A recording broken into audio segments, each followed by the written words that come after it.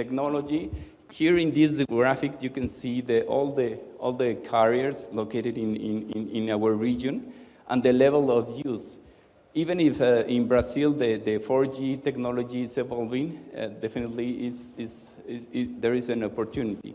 And also another important thing for the dividend, we need to evaluate how is the impacts of using the technology and also the barriers to use as well the technology.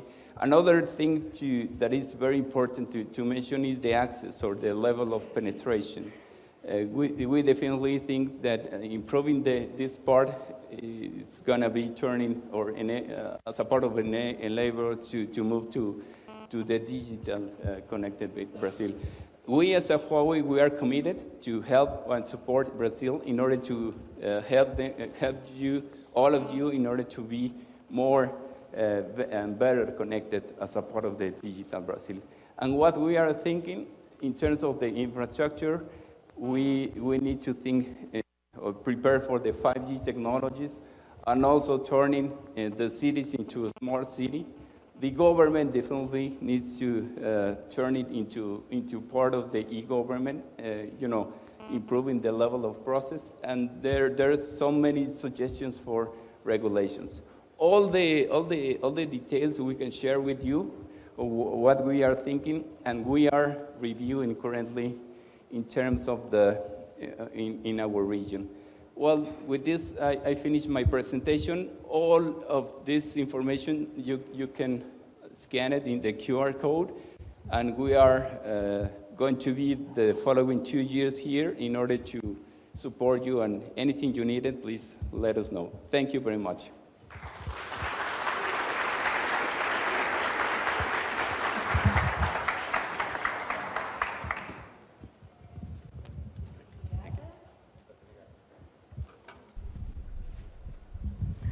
Obrigada, Velasquez. Bom, nosso próximo convidado é o Frank van Massenhoff. Ele é presidente da Agência de Seguridade Social da Bélgica. Ano passado estivemos lá e ficamos realmente muito impressionados com o trabalho que ele fez e a revolução que ele implantou por lá. Daí peço que, ele vai falar em inglês, peço que todos que estejam com os transmissores se certifiquem que está tudo funcionando corretamente, para a gente acompanhar a tradução e entender a rica experiência de transformação lá que ele implantou na Agência de Seguridade Social. Frank, seja muito bem-vindo ao Brasil. O palco é todo teu.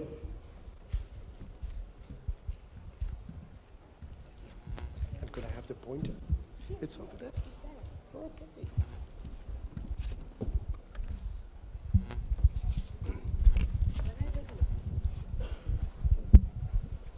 Thank you. Good morning, everyone. Fine. Well, I'm the chair of the Ministry of Social Security in Belgium, as you see.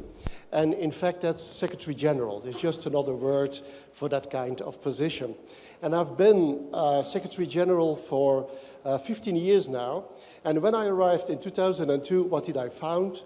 I found the worst ministry in the Northern Hemisphere. So I won't tell you about the first 3 years. We went just through a huge change. And after 3 years, we were managing, we were doing a good job. And then we said, now it's time to change. Now it's time to innovate. And why did we say this? We wanted to find people. And it was not easy to change the branding of our organization. We were now doing a good job. But of course, 3 years before, we had a very bad figure in the media. And so everybody thought that we were still that worst ministry in the Western Hemisphere. And of course, in order to find the right people for your organization, you don't need to change what you are doing. You have to change how you are doing things. It's about culture. So we wanted to attract young people, and how did we do this? We didn't know at that moment. It was 2005. There were not a lot of studies around about millennials, but of course we had them at home. We could look at our children, ask them, for what kind of employer do you want to work? And they said, we want to work for an employer with a different style in the organization. We want to have as much autonomy as possible. We don't want an employer to tell us where to work, when to work, or how to work. We want employers to tell us what the results should be. And so this is the way in which we changed our organization. The employee decides a lot, mostly everything in our organization. And the first thing is, we don't tell them where to work. And so we are talking about working from home. And the wrong question which comes up when you are thinking about working from home is, who can you trust to work from home? Why is this a wrong question? How do you know if the people who are at the headquarters of the ministries or other organizations are really working? You don't know. You know they came in. You know they came in, maybe. And at 5 o'clock, maybe they go out. But are they doing something in between? You don't know. So we don't care about where you are doing things. We care about, do you get the results we want from you? And so you can work anytime you want. And of course, we want to let people be able to work from home. Why? This is the headquarters of your life. And of course, now you can work practically everywhere, but this was 2005. In 2005, you could only find Wi-Fi in Starbucks. And you can't drink bad coffee all day, can you? And so we set about another question, namely, what kind of functions can't be done from home? And we saw that nearly everything could be done from home. And nearly everyone, these are the figures. I won't get into it, but 92% can work from home if they want to. And of course, and now we are getting into technology, you have to change everything because you can't work from home with papers. You always forget something. So everything has to be digitalized. The wrong thing about digitalizing in organizations is we scan our paper processes. We don't change them. Of course you have to change them constantly, you have to rethink them, and now we look like that, and you need technology state of the art. Otherwise, young people won't come and work for you, because it is this generation. It went too fast. It is this generation. Isn't it? We are not talking again about that little thing you could only talk to. This is something else. And so our people want to work with their own material anytime they want, any place they want. Yes, their own material. Of course, our IT department was not very pleased. You know, most organizations are not run by the CEO, but by the CIO. Because it's too dangerous, it's too difficult. We told them it had to be, otherwise the boss wouldn't be boss in 6 months' time, so everything went ahead as we wanted. We are not a soft organization.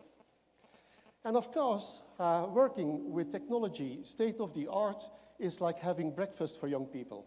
But being on social media, this is really like breathing. And in most of the organizations, you can't breathe between 9 and 5. You can't be on social media. And then you want to attract young people. This is how they feel when you do something like that. So technology is for the culture. Technology is not innovation in itself. It has to belong to the large part of culture in your organization. Very fast, this one. This is as important to us as working from home. You have to feel home at work. And so we were feeling about, this is it. How do you organize the physical environment in which people are working? In the old days, this happened because you looked at where you were in hierarchy in the organization. When I arrived, I had the biggest room you could imagine. And it costed a lot. It costed 700 in your currency. 700,000 in your currency. And I was there 3% of my time. So this is not really efficient. So we said, we're not going to do this. We're going to make our organization, it goes too fast. Sorry. On activity. So nobody has his own bureau, has his own desk in our organization. I don't have a place for myself. I sit amongst my people, of course, because I have to coach them constantly. I have to talk with them constantly. So it's about activity, and this is how we look like. You heard the people who came to visit us. You can ask them, this is really how we look. This is not Google, and this is a ministry. And you could read emails here, but most of the emails are written and read at home, of course. And you can have meetings here, but most of our meetings are video meetings. And some of the time, 3 people are sitting in our headquarters, and 7, 8 other people are around the globe, because we have a lot of people who are working in Social Security, for Social Security in other countries in the world. And coffee is drunk everywhere, mostly at home, which is very cheap for the organization. And then you think, in an environment like this one, you have a lot of creativity, not if the culture has not changed. Because if the culture is like this, you smell it when you arrive in an organization, you smell the boss. And if it is like this, then you are in huge trouble.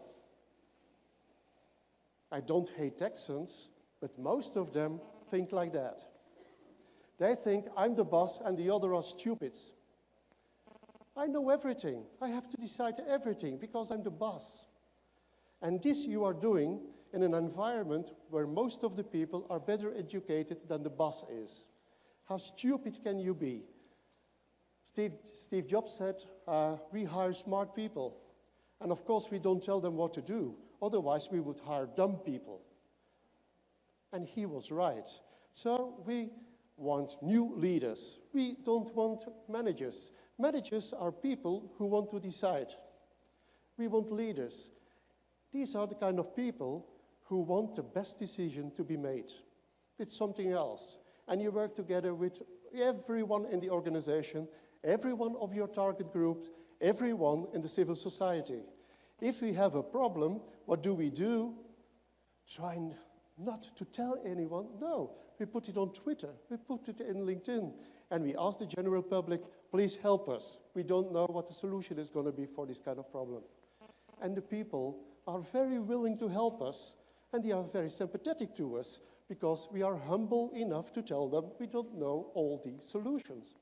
How do we know if we have good leaders in our organization? Well, very simple. We ask the people who work for them.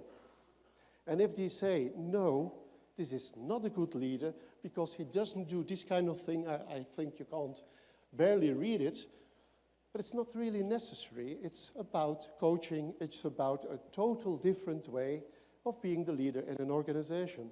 And if someone is not a good leader, he's not going to stay a leader. That I'm sure. 10% of our people, you could do nothing with them. Why? They were experts, and they don't want to work with people. Never make the expert the leader in your organization. Pay him or her enough in order for him or her not to apply to be manager. Let managers be managers, let leaders be leaders, and please let experts be experts. The smartest one should not be the boss. This is also the reason why I've been the boss for 15 years in my organization. To go from there to there, you have to do something. When I tell this to the private sector, they say, oh my goodness, this is public administration, of course, because I don't tell my people the 1st of January what they have to do for 100% of their time the next year. Why? Have you ever had a year in which you had to work less than the year before? Of course not. So in fact, 100 is 110. If you tell your people it's going to be 100 and it turns out to be 110, what do? They say, and they give you 70. Don't do this. We ask 80, which is in fact 90, we know.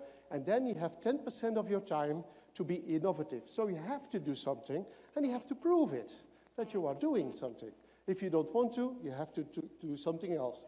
Do files, do preparation of policy, you name it. And also there's another rule. no company, no service, no team in our organization should find a decision themselves for a problem. Why? They are always doing the same thing. You need other people with a fresh mind to say, why are you doing this? And then they say, oh gosh, we never thought about that. And then you have real innovation. And then your people are very proud of their work, and this is what you need to get a lot of creativity in your organization. And of course, you have to do something else, tell people not when to work. I told you already, most of the time, this is presenteeism. You only know that the possibility that they are there is very great. That is bigger than they are not doing there. You don't know if they are working. So what do you have to do? Abandon the time clock, of course, and just focus on results. How do we get to the results? We bring people together without the boss. We tell them what has to be done with the team, and they decide what they will be doing, each of them. And then we ask them, how can we measure if you are doing it? And they give us measurable, smart results and possibilities to judge them and to measure them. We don't tell people how to work because they are smarter than we are. They are better educated. And so you have to be authentic. And how are you authentic? That is when you are not choosing a person, you are choosing, a person, but not the function, not the diploma. And where did I learn this? I learned this from these people. You know them, don't you? One day, the drummer, Mr. Watts, is going to disappear. Why? Oh, this goes too fast. Why is he going to disappear? Because Mick Jagger has made another young girl pregnant, or Keith Richards had tried something he shouldn't. He even tried out the ashes of his father. So what will the Rolling Stones do when Charlie Watts disappears? Will they place an ad saying, we want a drummer who can keep pace? I don't think so. Excuse my language, what will they say? We want a fucking Rolling Stone who can play the drums. This is what they are going to do. And this is what we do also. We want people who are team workers, who want to do something else. And in 3 years' time, they do something else in our organization. Why focus on diplomas? You've seen how we look like in our organization. This has been thought of by someone who studied political science. The girl who was the leader of our communication studied civil engineering.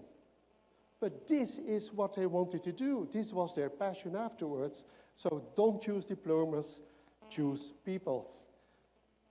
And this is what we underrated. We were thinking that only the people who vote green in the elections are very, very busy with sustainability.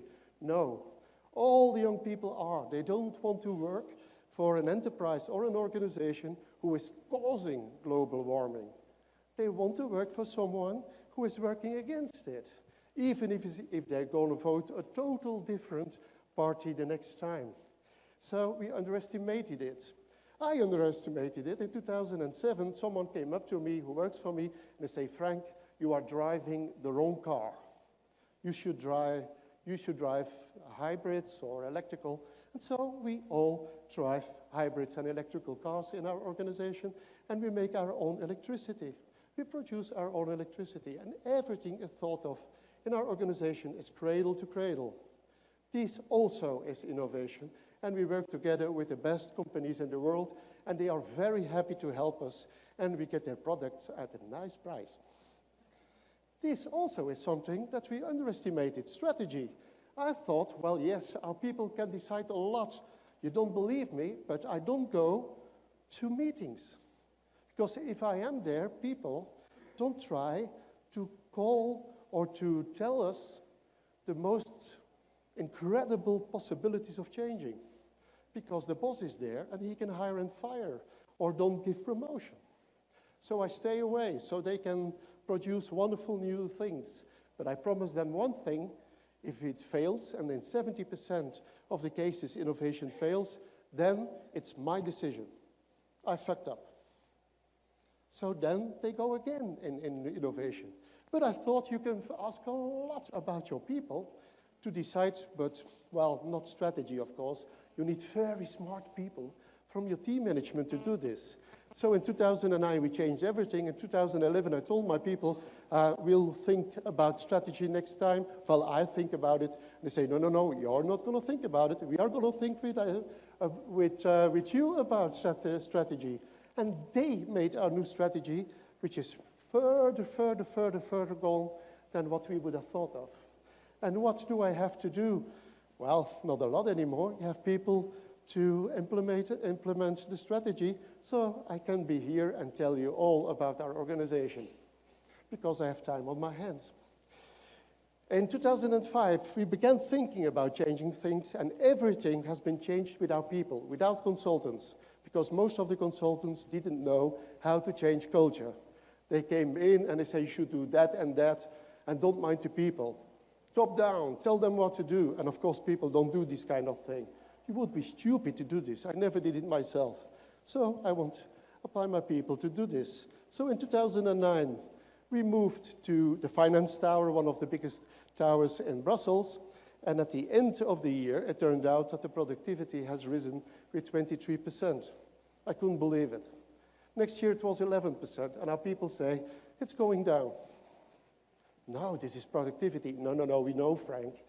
But now we're in a totally different world. We didn't know 5 years ago that we would end up in a world in which we could change everything. And of course, technology is changing all the time. We could do it in a totally different way. Could we go through the processes again? Of course you can. Third year, 15% productivity rise. In 8 years, our productivity has risen with 83%. So why don't other people do this kind of thing? Because these are huge results. And of course, the private sector is coming to look at what we have been doing. And they just come to cut losses. They don't come to change culture. And the same goes for ministers, isn't it? You have to cut constantly, but invest and looking at productivity who is risen or not, well, they don't do this kind of thing. Why? Because most politicians are not really interested in administration. This is why I didn't tell my ministers what I was going to do. Otherwise, they say, oh no, this is too dangerous. This is what happens all the time. People, the most angst-ridden people for innovation are political people. And this is the real reason why we have these huge successes. Our people can really choose when to work. Because we don't tell people, really, we don't tell people when to work. In most organizations, they say, well, you can go to the headquarters and you work 9 to 5, or you can work home and work 9 to 5. We don't do this. We don't care when you are working. A young person, 22 years of age, and you let them work Monday morning, are you crazy? A young mother, and you let them work on Wednesday afternoon in Belgium when the children are at home. Are you crazy? No, we don't tell them when to work. Because when you tell them when to work, then you go to the headquarters and this is jail. When you work home, this is the ankle bracelet. No, we are not into that. People can work really when they want. And then they can spend a lot of time with their family. 3 or 4 hours more than before. In the old days, they had to be with us 8 hours a day. It took them 3-4 hours to get there and get back home. They had no time to see friends or family in the weekend. They were fed up. But now they are working 6-7 hours a day. And the rest of the hours, they can spend with family and friends. And what happens if they do this? They are not sick. We practically have no sick leave. They have no burnouts. We have practically no burnouts. And they are happy. And happy people work better, much better than others. It's all about family.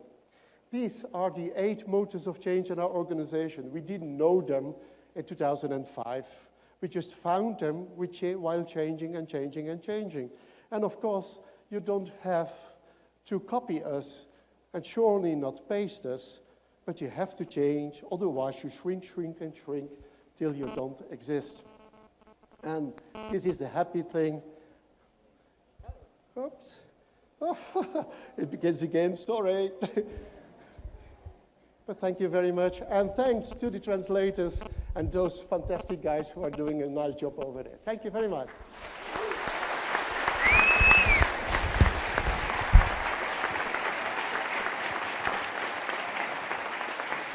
Selfie. Sorry?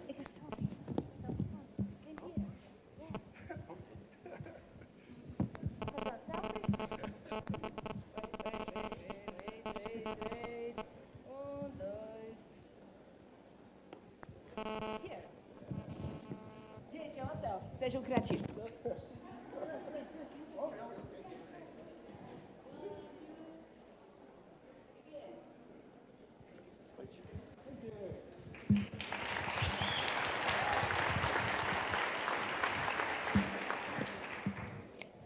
Obrigada, Frank. Uma curiosidade, lá nesse prédio bonito que ele mostrou, onde eles trabalham, algumas salas lá são nominadas com palavras em português. Foi a língua que ele escolheu, a Bélgica tem um conjunto de línguas, e a língua que escolheu para não dar briga entre elas foi o português. Então, tem a sala lá, Leal, a sala Feliz, a sala Unidos, e todas as outras salas da instituição são chamadas com a palavra junto em diversas línguas. É um local realmente muito bonito de trabalhar. Bom, e que legal conhecer essa experiência centrada no servidor e no cidadão servidor. Convido agora ao palco o diretor de programas internacionais do Behavioral Insights Team, do Reino Unido, o Luke Ravenscroft. Acho que eu falei certo. O Luke abordará um tema que ainda é pouco conhecido, incipiente no Brasil, ciências do comportamento aplicadas a políticas públicas. E a fala do Luke vai girar em torno de uma pergunta. Podem os insights comportamentais melhorar as políticas públicas no Brasil? Vamos ver? Luke? It's yours. Obrigado.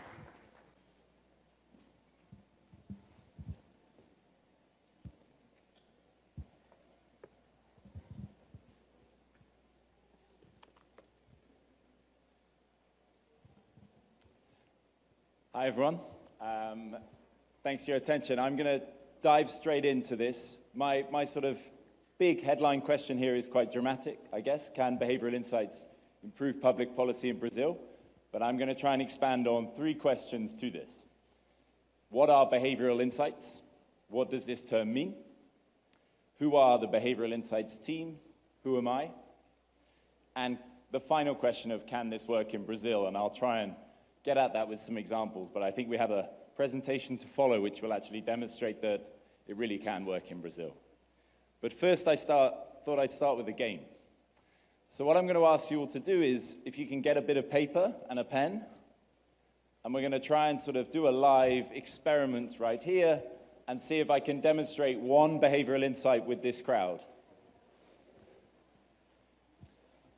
Now, of course, as any good experiment it might go wrong, but let's see what happens. So if everyone can get a pen and paper out, borrow from a friend sitting next to you if you don't have one. Great, everyone got one? So what I'm going to do here is I'm going to flash up a series of images on this screen. Hopefully it's quite dark in here now, and I've got a strange shadow by the looks of things, but hopefully you can see the screens. So a series of images are going to come on this screen. Don't write them down until the end, and then at the end I want you to write down as many as you can remember. Is that clear? The images are going to come up quite fast, so apologies for that in advance, but just try and remember as many as you can and then write them down. Here we go.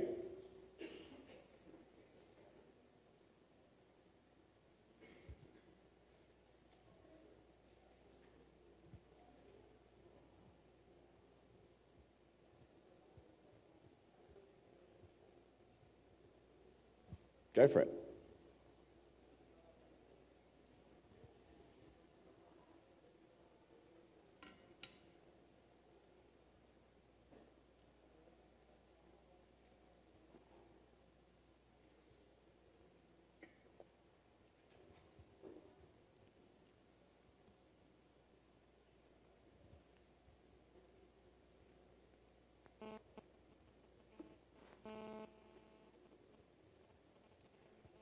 Okay, great. Keep writing them down. Any final ones, get out of your head and onto the paper. Okay, great. So So what am I doing here? Why are we playing this game? Why am I asking you to sort of test your memory? Well, let's see. So what I'm going to do is I'm going to put up pairs of words on the screen, pairs of pictures, and if you got both of those pairs, just raise your hand. If you only got one or you didn't get either, fine, just keep your hand down. So who managed to get these two? Helicopter, doctor, could you raise your hand? Okay. I'm going to do some sort of very unscientific kind of guessing here. What about these two? Apple and policeman. Okay, so much more. Almost everyone. What about these two? It doesn't matter if you got the exact name I've got up there, but if you've got music, notes, corn. Okay, maybe about a quarter of you. And then what about these two? Clock and dog. Okay, great. So it seems to have worked. So yeah, you've got about the whole room getting this apple and policeman, and a few less, but the vast majority getting clock and dog, and much less getting these left ones. So luckily this seemed to be working as predicted. So the obvious question is, how do I know this is going to happen in advance? Right? Why are these images on the right somehow more memorable than the images on the left? Are they more common words? Did I flash up the sort of picture for slightly longer? Well, a few of you are probably guessing this already. It's the order in which they were shown, right? Right here, the start and the finish. So the apple and policeman were the first two, and the clock and the dog were the last two. And this will generally work across the board. So, but why is this interesting? And this is what psychologists call primacy and recency bias. The idea that your attention has this evolution. I pose this problem, this memory task to you. You start the memory task and you think, right, I'm going to get all of these. It starts very positively with your attention, and then you dip, and your attention wanes. And then you get this spike at the end, because once the game stops, you're left with the images of clock and dog in your memory, and you're able to recall them. Okay, so why, this is the Innovation Week, it's all about policy. Why am I telling you this? Well, this has very serious consequences for policy, right? Think how many forms of communication are going on in policy. Is the really important message at the start? Is it at the end?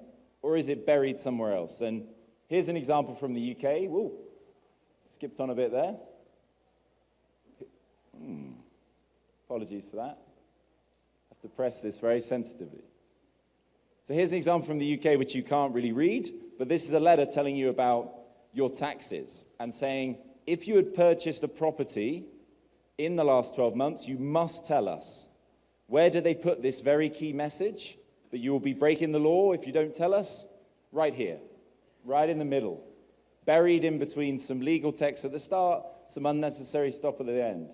So think about it. Think about, I don't know areas that everyone in this room works, but how seriously do you take this? How seriously do you take where you're putting the communication? This letter should be drafted so it opens in big, bold, red letters saying, if you had purchased a house in the last 12 months, you must tell us, right? And this is true across the board. Okay, so games aside for now, back to this question, what are behavioral insights? There's a few ways you can define this, but I would say generally it's taking insights from fields which study human behavior that are essentially not economics. So social psychology, behavioral economics, all this research out there, and trying to incorporate that in government policy. And trying to incorporate that in government policy to make things better. So we're trying to enhance government policy essentially by using psychology and other social tools. It seems like a very common sense thing to do. There are all these studies of human behavior. Why don't we incorporate them in policy? But it's much less used than, say, economics.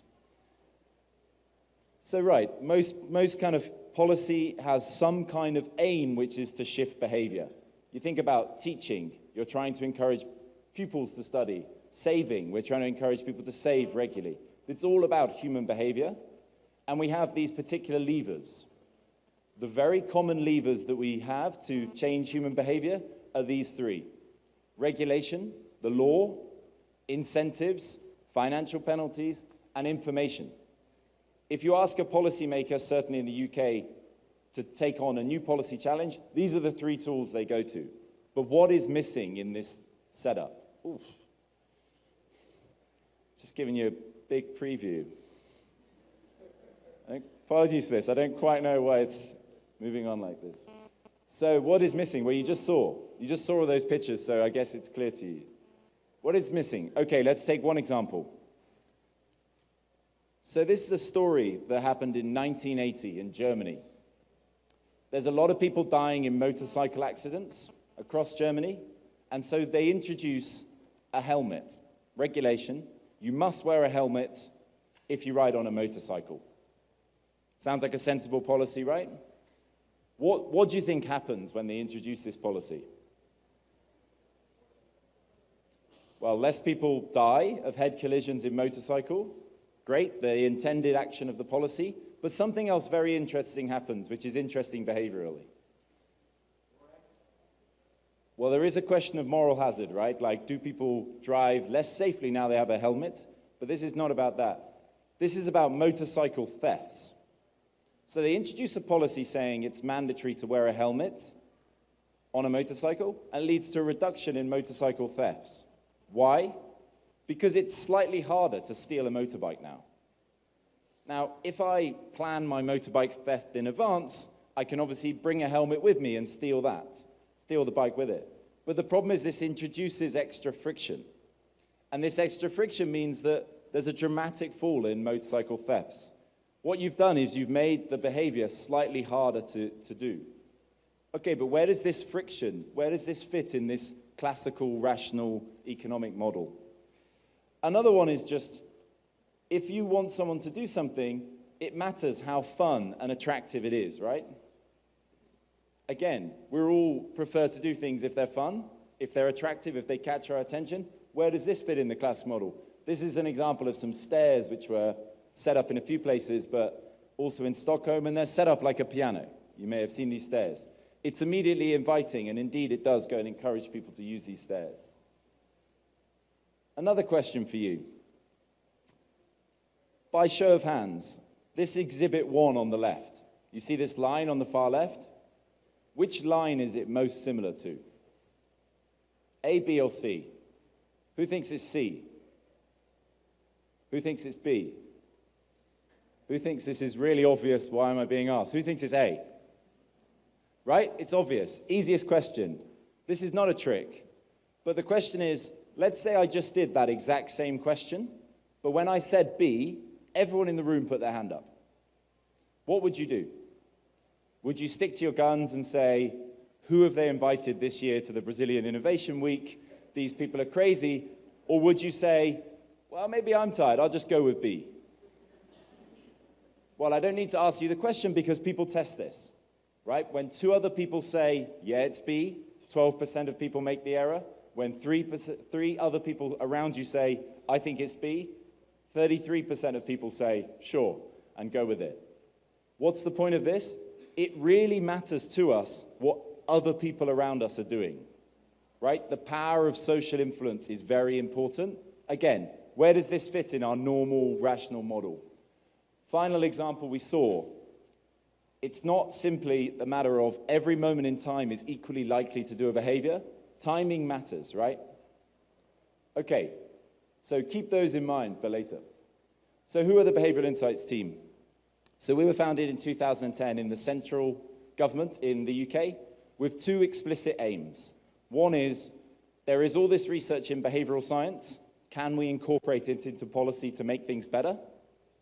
Aim number 1. Aim number 2, we need to actually test our policies to understand what works and what doesn't.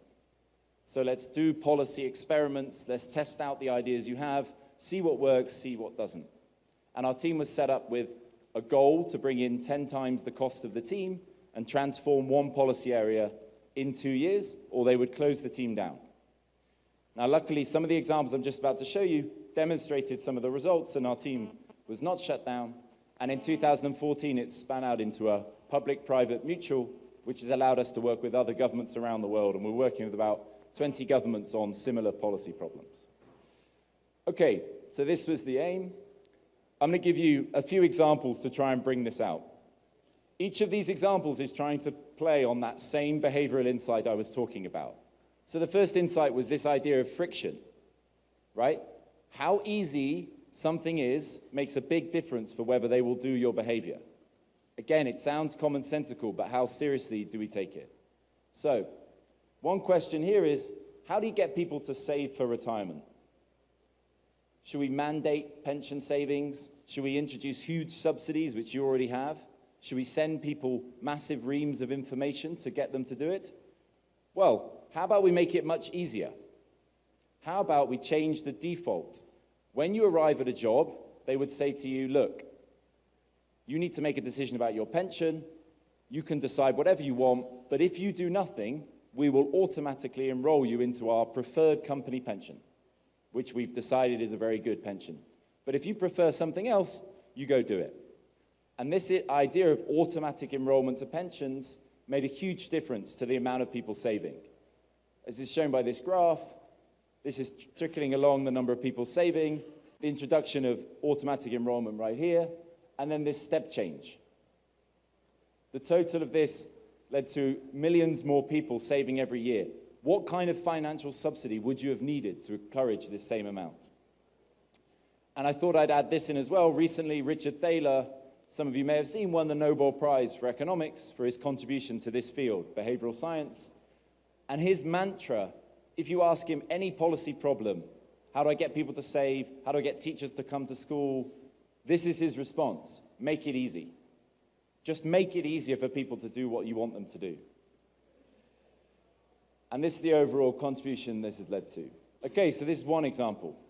What about the second example? How can we get doctors to stop sending patients to overcrowded hospitals? So we have this big problem in the NHS where we have real overcrowding in some hospitals that are very well known, and then other hospitals, much less crowding. But the problem is doctors just play on their defaults and just send people to the same hospitals. So how do you get them to know which hospitals have got space and which haven't? Well, this is the system they used before. And again, this is the idea of making something more attractive to do. So this is what they had before. Seems I'm... So I guess this is quite hard to see, but this basically has a list of all the hospitals you could send someone to, and it has whether they're at capacity or not. But look at it. How attractive is it? How easy is it to figure out what you're going to do in this situation? How much time do you think doctors have to make this decision? I've heard of I grew up here. There's a hospital I know. I just send everyone there. So this is what we tried instead. The suspense. Oh. Okay, you may have to bear with me with this. So this is what we tried instead. Okay, there's two changes here. One is there's this box up at the top with the green. These are providers which have a lot of space. The things with the red, they're providers who don't have a lot of space, providers being hospitals. When you look at this, anyone who uses the internet just thinks, well, this is just how internet pages look, this is how search things look, how sophisticated is this? But the government are not using things like that, and we're not. So we introduce these changes. What happens? Do doctors shift their behavior or not? Well, they do. So this is the number of patients that are being sent to these sort of struggling hospitals. Starts with the 11.6% and goes to 7.1%. So that's a 38% reduction in people being sent. It hasn't wiped people out. Some people still see those red alerts and think, yeah, I know there's a red alert there, but I'm going to send it to the hospital anyway. But, you know, a lot of our work is about making these step changes, making these incremental changes. This is a 38% reduction. It's not a 100% reduction, but this is really important for those hospitals that are really struggling.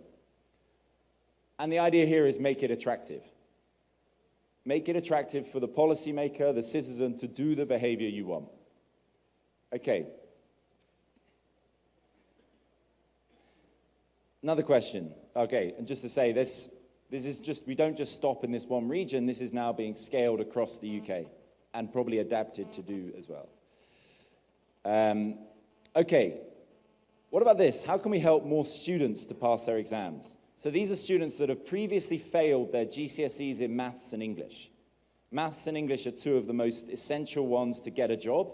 So these are people who are really struggling. How can we get them to actually resit their exams and do better? Well, here's an idea that we tried. Students will already have an existing social network. How can we leverage that social network to help them study? So this is the idea we introduced, which is called Study Supporter.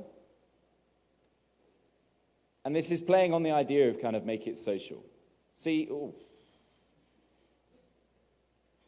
there we go. So you have a student.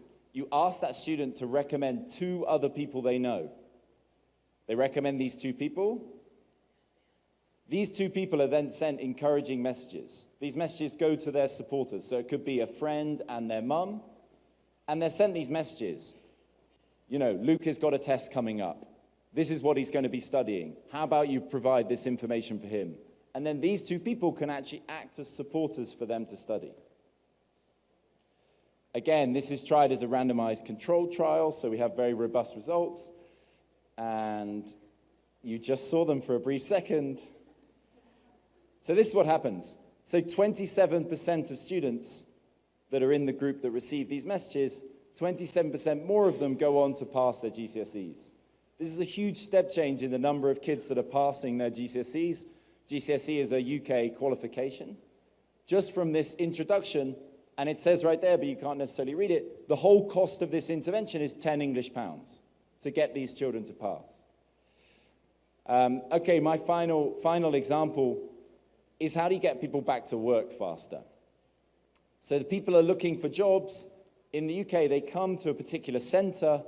It looks like this, and they have a conversation with this work coach. And the work coach says, look, have you found a job yet? You say, no, I'm still unemployed. They say, okay, what have you done last week to find a job? And you say, well, I did this, I went to an interview, I went on the internet. But everything is backward looking. I ask you what you did last week, and then I write down, did you do this, did you do that? But there's a real issue here, because all I'm doing is discussing what has already happened, and what has already happened cannot find you a job because you haven't yet got a job. So what we did was completely reverse that and made it forward planning. So now you come in and say, what are you doing next week to find a job? Okay, well, I'm going to go to this interview. Have you got a CV ready? No. Okay, where are you going to get a CV? Do you have a printer at home? And the job coach can help you through these conversations. So you turn the planning from backward looking, which cannot help you, to forward looking. And then you can actually make commitments. I'm going to search for 5 different jobs this week. And this was the commitment that was given. And again, we see positive results. So people who are in this intervention group, they increase the number of people they find a job. So this is a 4 percentage point increase in the job seekers that are finding work. Again, you're not overhauling unemployment, but just this small change in how we plan leads to this significant improvement in the people finding jobs. Okay, so to summarize, we saw kind of 4 insights and 4 examples which use them. And this is the kind of simple version of this thing we've got. A lot of this sounds like common sense, but it's a great framework to think of when you're trying to encourage a particular behavior. If you want someone to do something, make it easy as possible, make it attractive that they do that behavior, make it social, incorporate the social networks, tell other people that what they're doing is good, and make it timely. And this brings together into our kind of framework, which is called EAST. Easy, attractive, social, and timely. And this is what we actually use to go through the policies when we're doing it in the UK. Final question would be, okay, great, there's a lot of UK examples, but would this work in Brazil? This is the final question, right? Well, I hope so. We've seen kind of work already from the Flow Group on Bolsa Familia, which suggests it works. Hopefully we can do more projects, but we have done a lot of work outside the UK. You'll notice in these kind of behavioral insights, nudge units in the world, there's this big gap. But we have been doing projects in this area. I'm not going to go into the detail on these projects, but to flag them, one in Mexico was looking at encouraging businesses to formalize in the informal sector, an experiment with 750,000 businesses, which had positive effects. A project in Peru, trying to reduce teacher absenteeism that we worked on with the World Bank. A project I've just completed in Moldova, encouraging people to take their pills and medicine. And a final one on tax projects that we've done in Costa Rica and Poland. But the point of this is, it is possible to do outside the UK. There are examples. All of these are kind of randomized control experiments, so they're very robust. And they are complex problems that we're trying to solve here. And I should say, all of these different partners have collaborated on this work. So finally, a summary from me. BIT's work and other behavioral science units just combines these two different elements. But both of those elements are really about making policy more human-centric. So putting humans right at the center of policy. And those two elements contain that. The first, there has been all of this research done on how people behave in practice. Not in economics textbooks, in practice. All of these kind of work in social sciences. Why don't we incorporate that to make the policies better? But the second part is equally important. People are people, and people are unpredictable. And we do not know how people are going to behave, if it's going to be the same in the UK, the same in Brazil, so we have to test. So let's introduce the policies in ways we can actually robustly test it. Great, thanks a lot.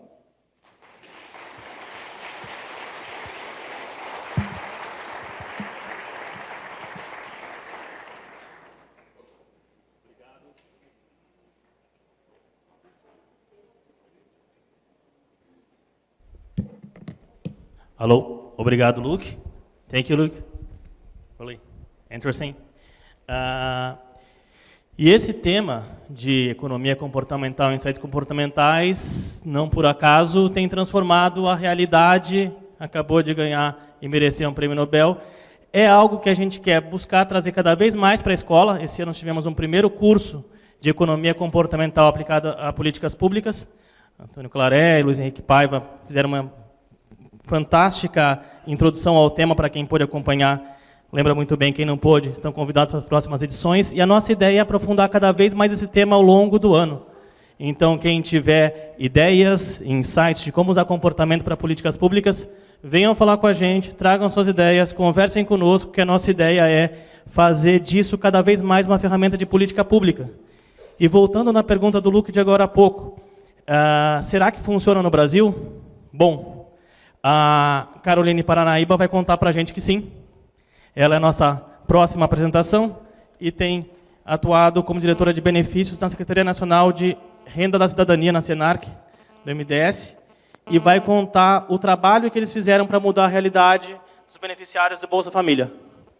Cadê a Caroline? Seja muito bem-vinda. O palco é seu e a história também. Obrigado.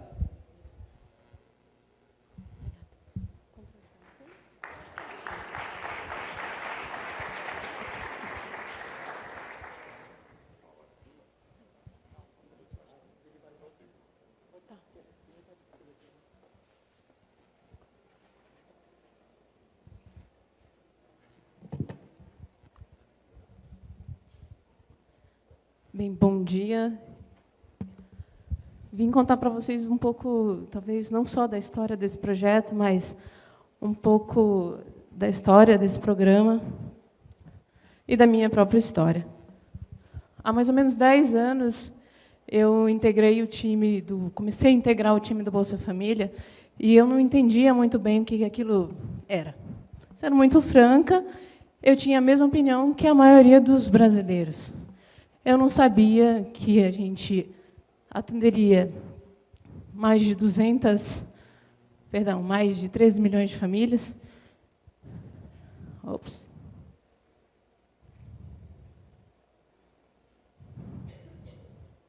Eu não sabia que 21 milhões de crianças e jovens eram acompanhados nas áreas de saúde e educação. Eu não sabia que a gente pagava, em média, R$ 179 para cada família. Tinha uma ideia muito comum de um e-mail que circulava em redes sociais, e contava a história de um tal porteiro, que talvez aqui todo mundo já tenha recebido esse e-mail. E tinha uma ideia absurda de que era possível sobreviver simplesmente recebendo o benefício do Bolsa Família. Eu não sabia, por exemplo, que praticamente toda a população de baixa renda estava identificada numa das maiores bases de registros sociais, que é o Cadastro Único. Eu não sabia que todos os municípios brasileiros faziam esse cadastramento, conseguiam identificar características das famílias, vulnerabilidades, identificar a estrutura das residências, conseguir dar à assistência social toda uma estrutura capaz, inclusive, de identificar povos e comunidades tradicionais distribuídos em todo o país, e, no caso do Bolsa Família, atender quase 2 milhões de pessoas que tinham essa característica. Então, eu fiquei surpresa com aquilo que encontrei. Isso partiu a minha vida em dois momentos. O momento em que eu integro a proteção social e entendo qual é o papel dessa política. Com esse olhar do Bolsa Família, com esse novo olhar do Bolsa Família, eu consegui entender que a pobreza não era mais algo pautado só na transferência de renda, e que a estratégia do Bolsa Família era uma estratégia multidimensional. A transferência de renda vindo, inicialmente, para aliviar uma situação de fome, né, o alívio imediato da pobreza.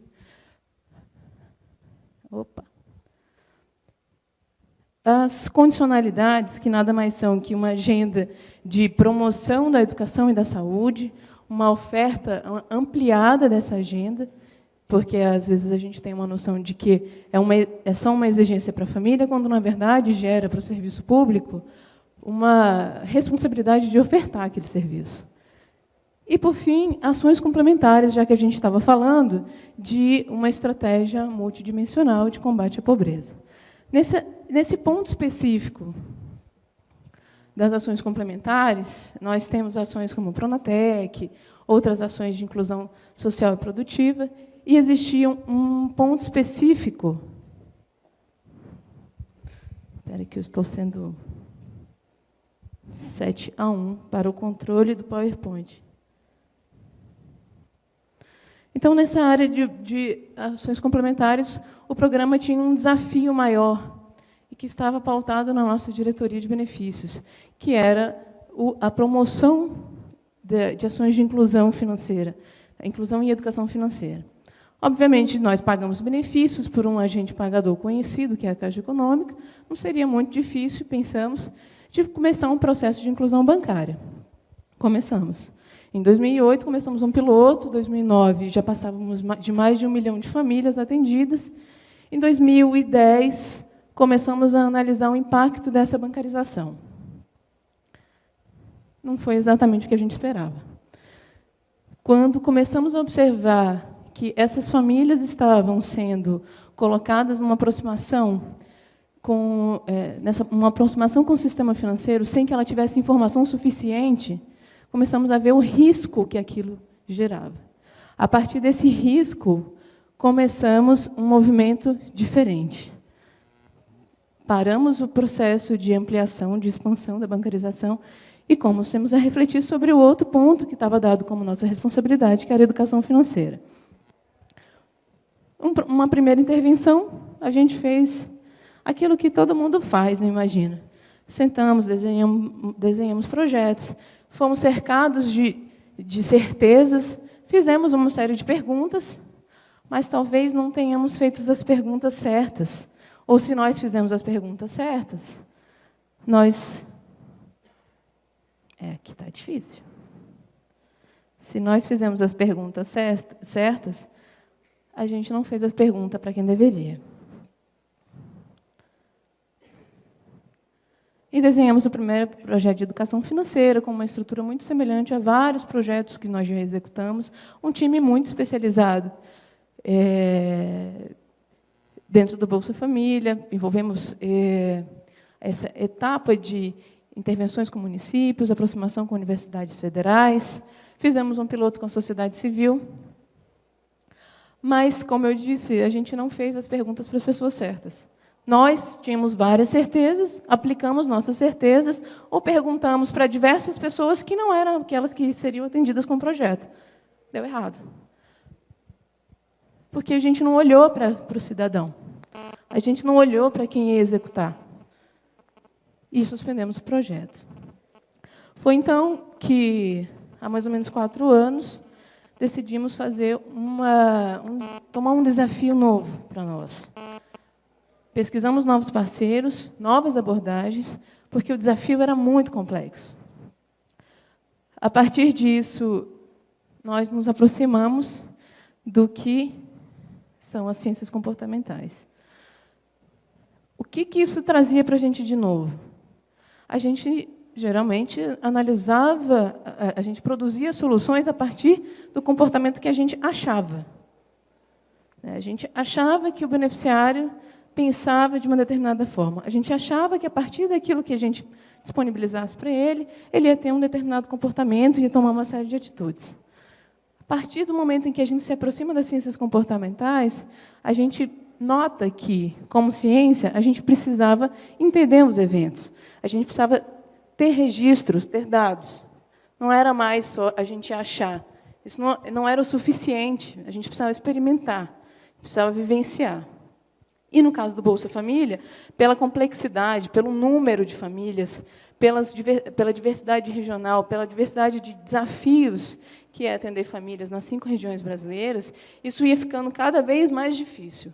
Então, a gente olhou para as ciências comportamentais como uma nova abordagem de desenhar políticas públicas a partir do entendimento do comportamento do indivíduo, quer seja do cidadão que ia receber aquela solução, que estava passando por aquela dificuldade, por aquele problema, quer seja pelo próprio ator do governo, mas do governo local, que executa a política, que nós desenhamos aqui das nossas salas bem condicionadas e das nossas mesas bem confortáveis.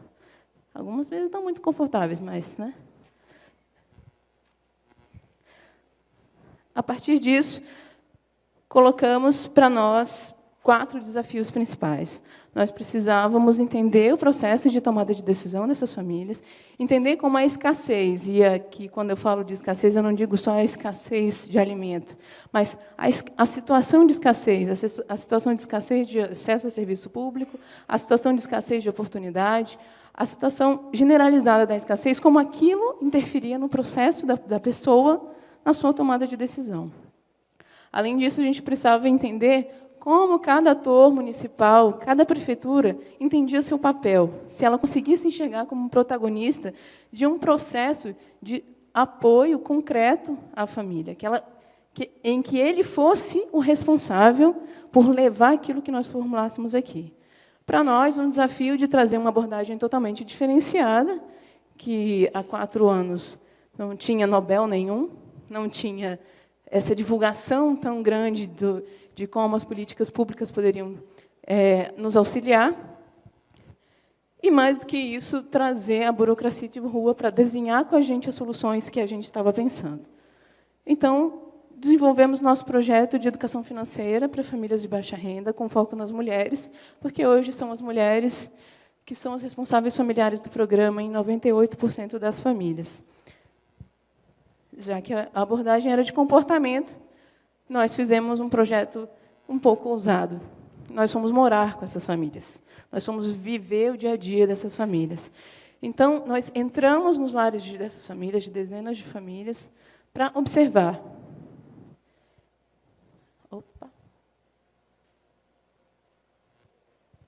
E essa observação era uma observação que não poderia ser a partir dos nossos conceitos do que era certo e errado. A gente precisava se despir do julgamento, a gente precisava tentar perceber quais eram as emoções ligadas com aquela situação, o que ela pensava, o que ela sentia, o que ela percebia da situação dela, o que ela sonhava, o que ela projetava. Isso tudo ia compor 4 personas que nós tivemos que desenhar para poder desenvolver soluções para essas pessoas. Precisávamos entender esse comportamento e registrar. Independentemente do que a gente achava certo e errado, a gente precisava apenas absorver e registrar aquilo que a gente vivenciou. Nisso, então, a gente percorreu 3 regiões do país, percorremos mais de 10 municípios, procuramos entender para entender uma diversidade no programa, tentar tentar trazer a diversidade do programa e imprimir isso em soluções que dialogassem, desde os grandes centros urbanos até famílias ribeirinhas, famílias indígenas, famílias que tivessem uma dificuldade de acesso aos serviços públicos, que tivessem grandes trechos para percorrer até alcançar, por exemplo, um ponto de saque do benefício do Bolsa Família. Então, esse universo trouxe para nós 4 personas. Essas 4 personas... Essas 4 personas, logicamente, que a gente poderia derivar em 20 personas, sim, mas a gente precisava estreitar o máximo possível para a gente desenhar soluções mais efetivas e que a gente tivesse capacidade de viabilizar. A primeira persona era uma mulher que ela não se via como protagonista, não conseguia enxergar o seu lugar no mundo, não conseguia se identificar como capaz de realizar nada. Então, ela vivia numa situação de inércia e de absoluta falta de perspectiva. A segunda mulher tinha um pouco mais de movimento na vida, mas ela tinha uma capacidade imaginativa de criar, mas também não se via como protagonista de nada. Ela não conseguia se ver realizando. Esse sonho ultrapassava o conceito de sonho e ia para um conceito de ilusão. Então, ela se perdia na questão da imagem, ela projetava situações que não aconteciam, às vezes fazia escolhas financeiras absolutamente incorretas para ela, que ela se botava em situações de vulnerabilidade com gastos, né, e consumismo. Mas as mulheres que a gente mais viu presentes, em 80% das famílias que nós integramos, foram as mulheres guerreira e visionária.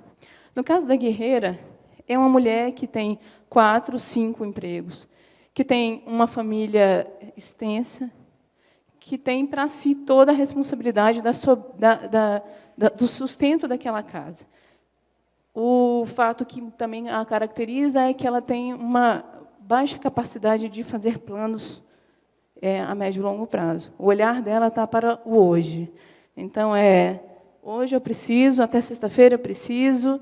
Então, ela não tem condição neurológica, a escassez afeta ela de uma maneira que ela não tem condição neurológica de pensar muito adiante. Ela não consegue ver uma possibilidade dela confiar esse trabalho dela a mais alguém. Ela é muito controladora, então está sempre sob muita pressão.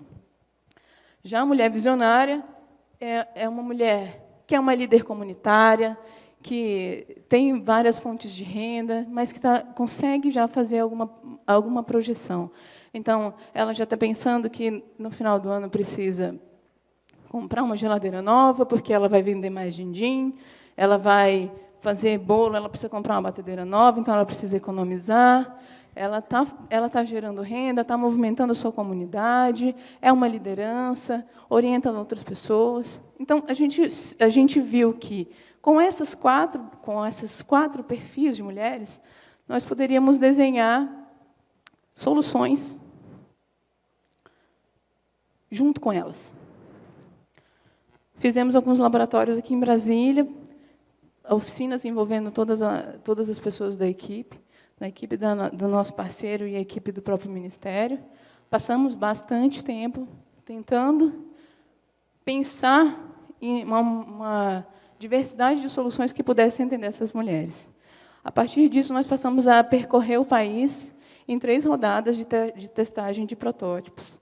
Cada rodada, a gente trazia o que as mulheres percebiam, o que os municípios percebiam, refazíamos os protótipos, voltávamos de novo para os municípios, testávamos de novo, ajustávamos as tecnologias, até que, no fim, percorrendo 3 ciclos dessa maneira, estivemos com mais de 1.700 pessoas, desenvolvendo e concluindo o nosso processo das tecnologias sociais.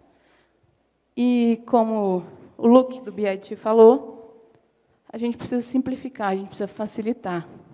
E a gente conseguiu desenvolver com elas ferramentas que pudessem absorver a realidade delas, absorver o que elas precisavam em termos de conhecimento, em termos de alavanca para mudar a sua situação. Parece simples quando a gente olha, mas essas tecnologias trouxeram para as mulheres um primeiro olhar, quando a gente olha os cofres, um primeiro olhar de curto, médio e longo prazo. Então, ela tem um cofre para as emergências, ela tem um cofre para o dia a dia e tem um cofre para o futuro. Ela consegue fazer um primeiro exercício de planejamento curto, médio e longo prazo. Depois que a gente consegue cativar essa mulher nesse processo, a gente faz ela olhar um pouco para as suas finanças. Por que não primeiro as finanças? Porque a gente viu que lidar com a sua própria realidade financeira, com a sua desordem financeira, com os seus caos, e talvez isso não seja só para ela, talvez boa parte de algumas pessoas daqui vão ter a mesma dificuldade se eu perguntar: quanto você ganha? Quanto você gasta? Você gasta com o quê? Ah, não sei. Mas você controla o seu dinheiro? Então, existem questões que são sensíveis a todas as pessoas. E, nesse caso, a gente percebeu que havia uma rejeição, se a gente começasse numa abordagem do mapa, das finanças, que ela encarasse tudo aquilo. Então, fomos primeiro para uma abordagem dela começar a recolher o seu próprio dinheiro, recolher um pouco a moeda que ficava no fundo da bolsa e começar a criar pequenas poupanças para ela. Depois de feito esse desenho, ela começa a controlar as finanças, a gente parte para uma terceira intervenção, que é a maneira como ela usa o crédito.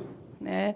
Nas periferias e nesses territórios, o crédito é conhecido como fiado, como caderneta da mercearia, como a moça do produto de cosmético que eu compro agora e só pago daqui a 3 semanas. Então, isso também precisava ser controlado. E ela mesma que vendia coisas que precisava receber das pessoas. Então, a gente cria uma carteira onde ela constrói essa primeira base de controle do que ela está devendo e do que ela vai receber. Isso, então, passa pela experimentação com as beneficiárias, inclusive acordo dos materiais, tudo isso foi feito, experimentado com elas, da maneira como elas se sentissem conectadas emocionalmente com aquilo, porque não funcionaria se a gente não tivesse essa conexão. A partir disso, como o Luke falou, a gente precisava fazer uma avaliação se tudo aquilo que a gente desenhou, prototipou, experimentou com as beneficiárias, funcionava.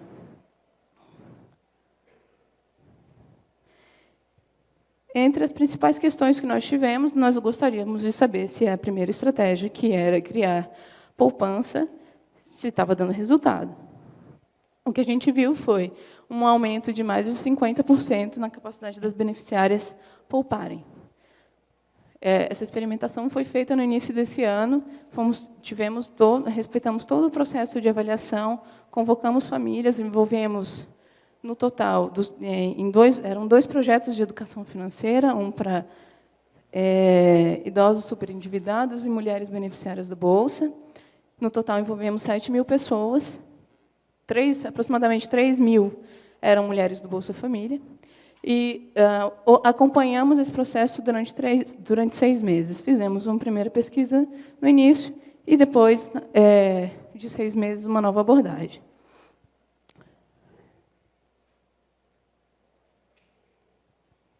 Então, quantas beneficiárias aumentaram o seu conhecimento financeiro? Nós tivemos aí um aumento de mais de 70% das mulheres com uma capacidade de ter informação financeira. O que isso significava? Que ela, por exemplo, no caso de 3,5 milhões de famílias que tinham contato com o sistema financeiro, ela passa a entender que existe um risco, que ela precisa tomar cuidado com aquilo que ela adquire, que aqueles produtos podem ser soluções ou podem ser problemas. Né? Então, ela passa a ter conceitos da gestão de finanças domésticas que podem auxiliá-la e apoiá-la num processo de emancipação.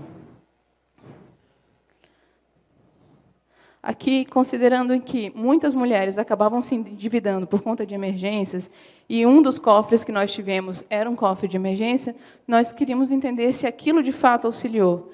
E a gente percebeu que mais de 70% houve uma ampliação em 70% dos casos, das mulheres conseguirem financiar suas próprias emergências, não ficando, então, reféns de uma situação de novo endividamento.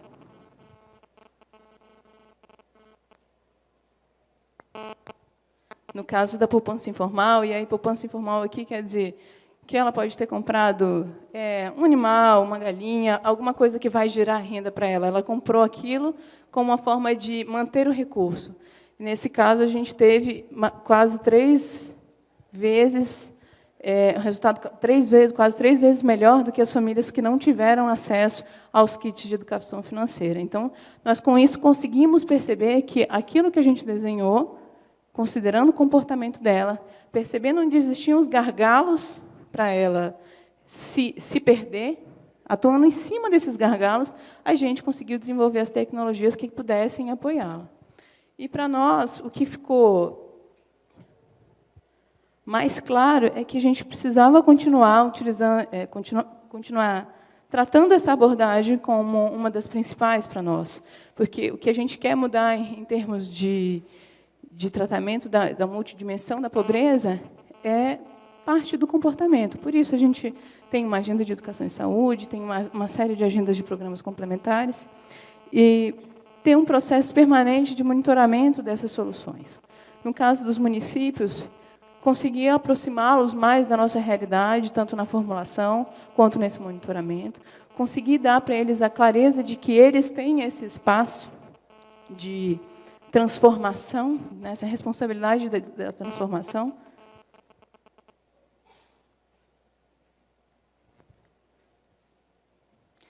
E, para nós, uma coisa que apareceu no primeiro projeto, e que ficou muito vivo, é que existia uma dificuldade dentro da administração de você envolver não só outras abordagens, porque não foi fácil. Há 4 anos, pensar ciências comportamentais dentro da administração pública precisou de um time que desconsiderasse a suspeita que havia em cima do tema. Precisou de um time que conseguisse perceber que já existiam abordagens esgotadas, que nós já trabalhávamos em processos de inovação que não eram capazes de absorver a complexidade que o programa tinha, e nós precisávamos acreditar em abordagens reconhecidas no mundo, mas que não tinham tanto resultado assim no setor público, mas sim na iniciativa privada. Foi uma aposta que deu muito certo para nós. E essa aposta deu certo porque nós entendemos que a gente precisava tirar o olhar da gente. A gente, servidor, não era o protagonista do processo. E, para nós, a pergunta que ficou mais viva foi se a gente estava desenhando soluções para o cidadão, olhando para o cidadão, ou para nós mesmos. Obrigada.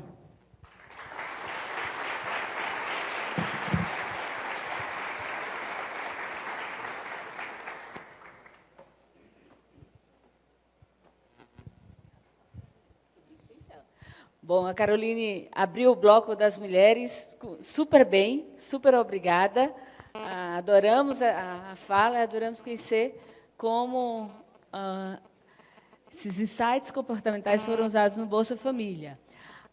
Gente, tem algumas pessoas em pé aí atrás e nós temos assentos lá em cima, então talvez fique mais confortável para vocês.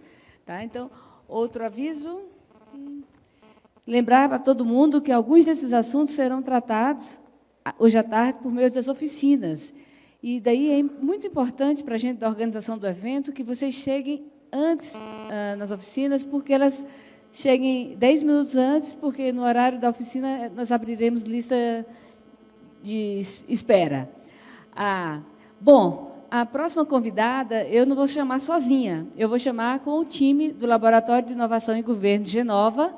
Então, quem é de Genova, vem aqui comigo para me ajudar a chamar a próxima. Letícia, Daniela, Carol, Gabi, Marina, Adriana, Isabela, Murilo, Manu. Temos faltas aqui? Estamos todos? Bom, esse é o time, a INAP. Marcelo, na sala? Marcelo lá em cima. O Gui teve que se ausentar um minutinho. Bom, nós temos aqui na INAP uma iniciativa vinculada ao Ministério do Planejamento, um laboratório de inovação e governo, chama Genova. Esse laboratório tem 1 ano e a gente está muito orgulhoso enfim, do início desse trabalho, muito esperançoso também, um monte de desafio, um monte de batida de cabeça também. E, com isso, a gente queria convidar a Beatriz Andrews, do UK Policy Lab, Londres. A Beatriz vai contar como o processo de políticas públicas está mudando o governo do Reino Unido. Então, do Genova para o laboratório UK Policy Lab. Beatriz, bem-vinda. Obrigada, gente.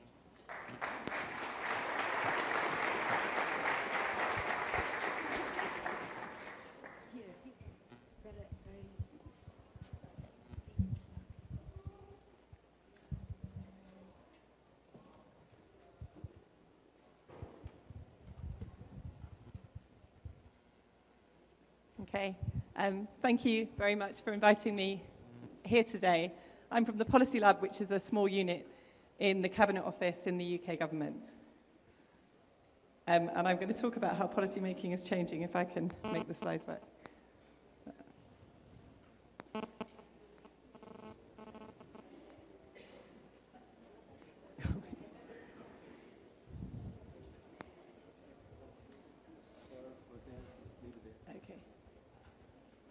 Okay. Does anyone know what this scene is from?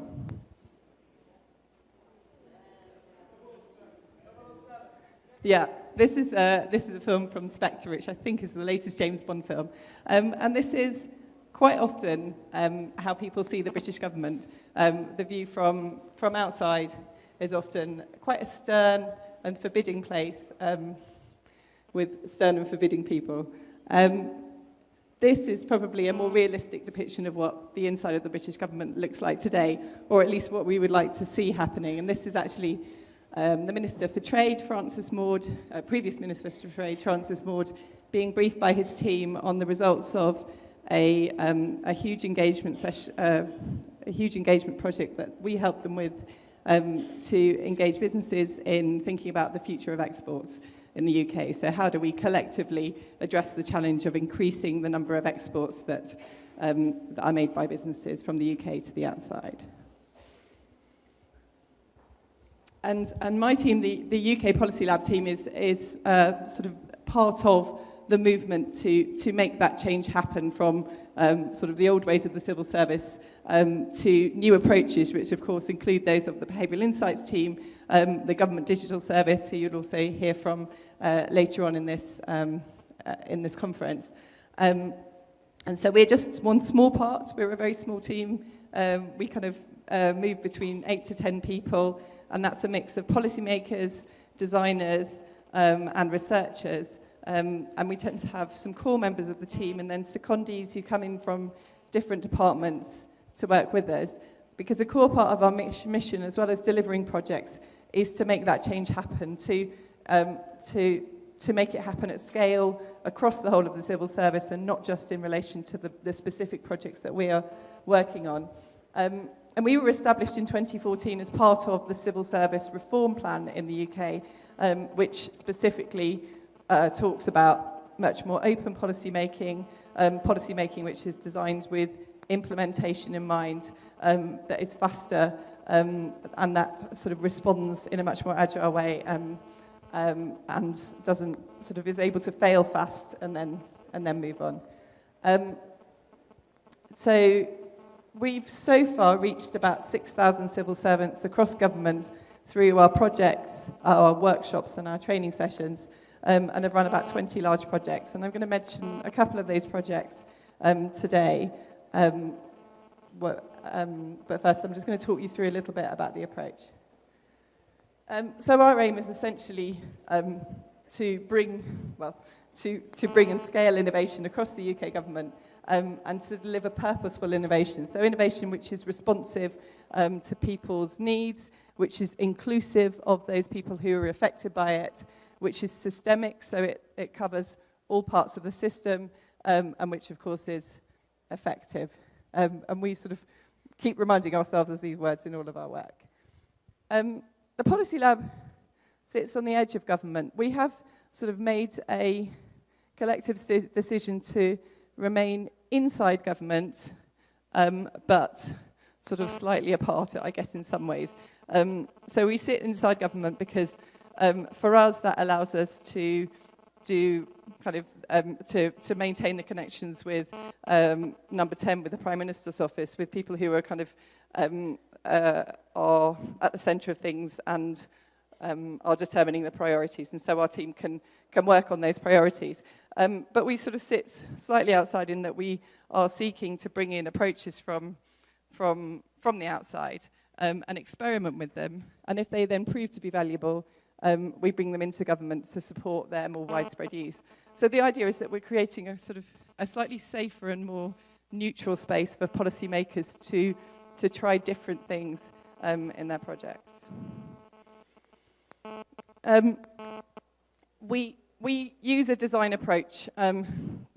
People talk a lot about design thinking, design in policy making, and certainly the design thinking term is quite fashionable in the UK. We don't tend to use it, but I think probably what people say when they talk about design thinking is broadly what we do. And we use this model, which comes from the UK Design Council, but is essentially one of opening and closing, diverging and converging. So you diagnose your problem, and we start off as a team spending quite a lot of time with policy teams establishing the scope of the problem and reframing questions, and crucially asking a question kind of, how can we, what is the thing that we're trying to do, and what is the thing that we're trying to do collectively? And that question might evolve over time as you start to, so the idea being, as you start to sort of identify potential solutions, that might lead you to think that actually there's a different problem at stake. So it is an evolutionary process. The second part of the diamond is probably the bit that we're best known for in government at the moment, and that's the discovery phase, where we tend to use ethnographic research methods. And having seen now Carolina's presentation and the experience here in Brazil, that's essentially what I was going to explain to you, spending time with people, understanding their lives. And unfortunately, we don't tend to be able to spend as much time with people as Carolina's team managed to. But I guess what you saw her explaining is exactly what we're trying to get policymakers to do. And the methods that we use are often use film, or we might use sort of paper and pens and other ways. But essentially, spending time in people's lives, typically we'd be in their homes or at work with them or following them in their kind of daily routine for about a day. But we might then also ask them to keep their own diaries or recordings of their experience. But the idea is that you see the world you stand in their shoes, you see the world from their perspective. You don't necessarily ask lots of questions, you let them talk. Our film ethnographer will say that she turns up with a list of questions in her back pocket, and she'll sort of throughout the day have a quick look at them and think, okay, have I covered that? But it's not a sort of formal survey, ticking a box type of approach. And we think that we get much better quality insights from that approach, but it is combined with more traditional quantitative and qualitative research that the policy teams will have already done. It sort of adds another layer of depth and richness.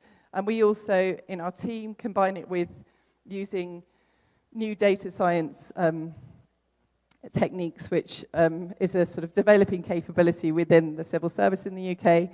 We might also work with external agencies to do that.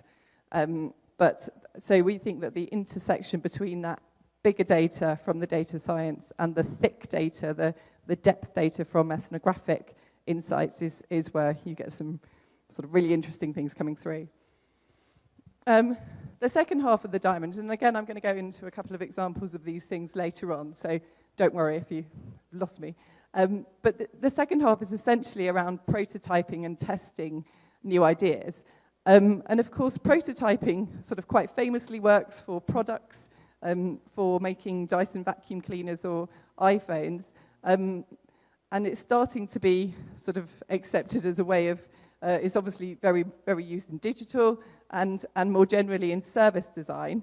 Prototyping for policy is a less explored territory, and that's really what our team is trying to work on. And it's not without its problems, It's hard to do within a system that's not necessarily sort of set up to work like that, within a system that worries about the risk of of doing things even at a very small scale. So it's tough, but we're starting to see some results from a few of our projects where we've managed to get to that stage. And the final delivery stage is really not for us, but for the policy team to take forward. So the idea being that once you've tested and prototyped and tested some potential solutions, you are then in a better place to roll them out. And that might still be to a pilot. It might also be to a randomized control trial and some of the tools that the behavioral insights team use when you've got a sort of a clearer hypothesis that you want to test. But of course, the idea of that diagram suggests it's a very kind of clear and linear process, and in fact, the projects often look a lot more like this, and they're sort of very messy, particularly at the front end when you're redesigning your question quite a lot. But importantly, and the thing that we're encouraging policymakers to do, is we go out into the world, we go outside government. We probably start in a relatively sort of safe space within government, and in some cases we do work on very sensitive policies where we can't talk about them outside, and in fact, but we still think there are ways of doing open policy making and understanding people's experience in sort of quietly. So it doesn't all have to be about huge set-piece co-design events. There are methods that work in different contexts, in the same way that Luke was talking about earlier in the behavioral insights. But as a rule, we're getting policymakers, and policymakers come with us on this journey. So they will be part of quite a few workshops and co-design sessions, which doesn't always go down too well at the start. They're not really used to that level of detailed thinking about implementation, and it can be quite hard work. We will make the argument that, of course, in the long term, it saves a lot of time when you find out that the policy you thought was a great idea can't be implemented. But the policymakers are not normally there at that stage. They've already left it to the operations people to worry about. So this is getting them to really kind of get into the detail quite early.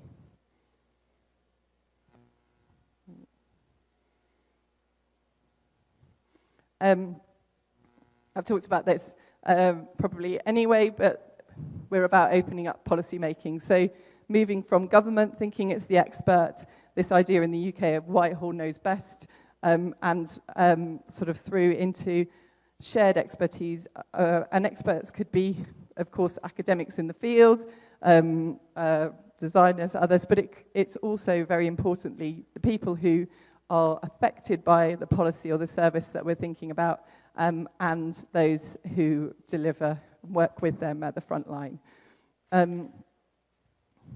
So government responsibility, actually through a process like this, becomes much more about shared responsibility and accountability for outcomes, because everybody's been engaged from the start in making that work, making those decisions. And we sort of aim to be as transparent as we can possibly be around the information. And of course, it's very much about participation and engagement in the process.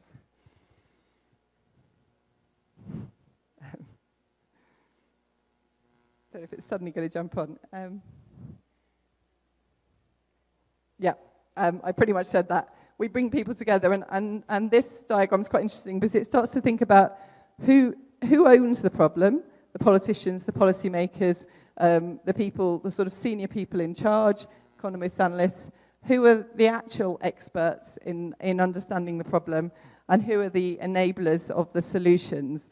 And our different co-design methods allow those people to come together in the same place in a way that they haven't necessarily done before. And we're future-focused. We recognise that policy making, and that's lots of future stuff, you probably can't read, so I'm going to move to the next slide because it's perhaps, again, you can't read all of it, but it starts to get this idea of policy making has often been, a lot of it has often been about hindsight, about looking at what worked before, what happened before, what we can learn from that. And of course, that's really important, but we also need to know what's happening now, and to get a sort of a broader understanding of what evidence is. So evidence is not, we would argue, just about quantitative data that looks backwards and patterns in that data. Of course, that's important, but what are the other types of evidence that might help you get an understanding both of what's to come and what could come. And of course, we're sort of it's notoriously difficult to predict the future, and I think we've sort of got we've got better at it over time in government in terms of, we've got a big foresight program, there's plenty going on, but it's still, we're still quite often looking at fairly narrow versions of what the future might be. And one of the things that we're experimenting with in lab, and I'll talk about in a few minutes, is how we broaden that vision of sort of what if, what are the future possibilities, what do all these things in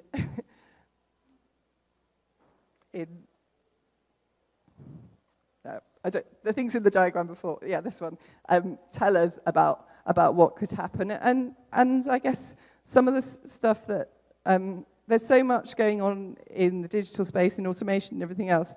Who's thinking about the social impact of self-driving cars? What will a world look and feel and be like when you use a self-driving car? Or what are the possibilities of wearables, and how might they impact on the lives and on the outcomes that we want to see for people? So we try and bring that sort of futures thinking into a lot of our projects, into all of our projects. And we focus on impact, and these are some of it's very hard to read this diagram, but some of the different ways in which government potentially can intervene. So the top one, which you really probably can't read, is around that system stewardship. So government as a sort of kind of a convener and very lightly sort of having some stewardship of a system, but not even really doing anything more than that. And then kind of building into this leading, influencing, informing, buying, procurement, commissioning services, and then all the taxes, regulation and laws that Luke was referring to. So there are many different ways in which government can act, and one of the things that we try and do is think about all the different moments that government can make a difference. And we work on a range of complex challenges. These are some of them, again, maybe a bit unclear, but we've worked quite a lot in the health and workspace. How do you understand better what's happening to people when they have a health condition or disability, and how you might help them to get back into work? We're doing a lot at the moment on housing and homelessness, and I'll talk to you in a moment about a project we've done on the private rental sector. But also much more sort of slightly more obscure projects like digital forensics, how the police and courtrooms can get much better at understanding digital evidence and using it in the courtroom, because everything's moving so fast. Almost every crime now in the UK involves some sort of digital evidence, and juries and even the police officers investigating are not necessarily equipped at the moment to deal with it. So it's a huge array of problems and challenges, and there's so much across the system that we feel that we could do if we had the scale and resources to do it. So I'm going to talk about just two main approaches. The first of which is bringing proven methods to new types of problems. So the lab was, when we were established, we were asked specifically to look at how the ethnographic methods being used in the corporate world could be brought to policy making. So this project was around improving the experience of private rental sector for tenants and landlords. And we used film ethnography in this project. So in the UK, the private rental sector is growing. It's, I think, it's now something like 30% of families are in the, that might be the wrong thing, are in the private rental sector, but certainly a growing number of families and younger people having to stay longer in the private sector, where previously they would have been able to move into buying their own homes because of the sort of the problems across the housing market. But most people are on very short-term tenancies in relatively insecure situations, or at least feel in insecure situations, and can, in some parts of the country, be paying very high rents where demand kind of massively outstrips supply. So this is a problem that the Prime Minister specifically wanted us to work on, And we've been doing that over the past 6 months. Film ethnography really works, particularly for this, because we're going into people's homes and we're getting images of the mold on the walls and the exposed electric wiring and in one case even the CCTV camera which the landlord had put in the hallway and living room of this house. So you can really see that. And the interesting thing I think about it is that almost all of the people that we met through the film ethnography said to us at the start, so in the first sort of 20 minutes or so, oh, my landlord's great. I have no problems with my landlord. It's all fine. No worries at all. And so if you'd done a sort of 20-minute phone interview or a survey, that would be the message that you would have got from those people, not necessarily from everyone, but that's what the impression you might have come away with. Because we spent a day with people, they started to, and were in their homes with them, so we were observing things ourselves, or the researchers were observing things, we started to get a sense of maybe it wasn't quite as rosy as a picture. This guy here, who you can't really see, we've sort of had to protect identities, but he was fixing everything in his house, which was in a serious state of disrepair. And the reason he was doing that was because him and his family had had previous experience of eviction, and he would rather have a landlord who left him alone than have a landlord who was sort of interested and potentially might raise the rent and evict them. So a neglectful landlord for him was the right type of landlord, and so he never asked him for anything. He fixed all the problems himself in the house. But it was still in quite a serious state of disrepair and frankly needed much more work done than he could possibly have done by himself. But him and his family were having to put up with that. And then another person with a sort of slightly different but similar anxiety was a lady who lived with her family in quite a small property, but it was in an area that had sort of become much more fashionable and much more expensive. She recognized that she was still paying quite a low rent for the property.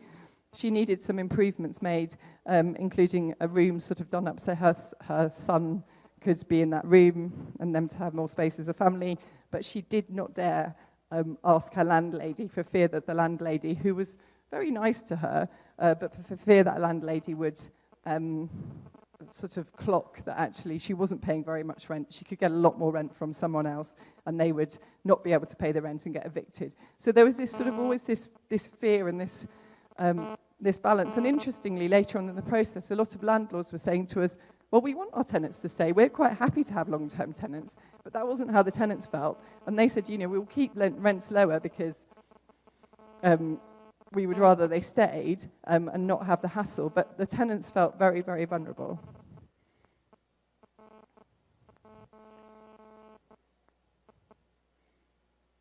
There was a lot of worries about money, and also people being asked to pay enormous sums of money up front to act as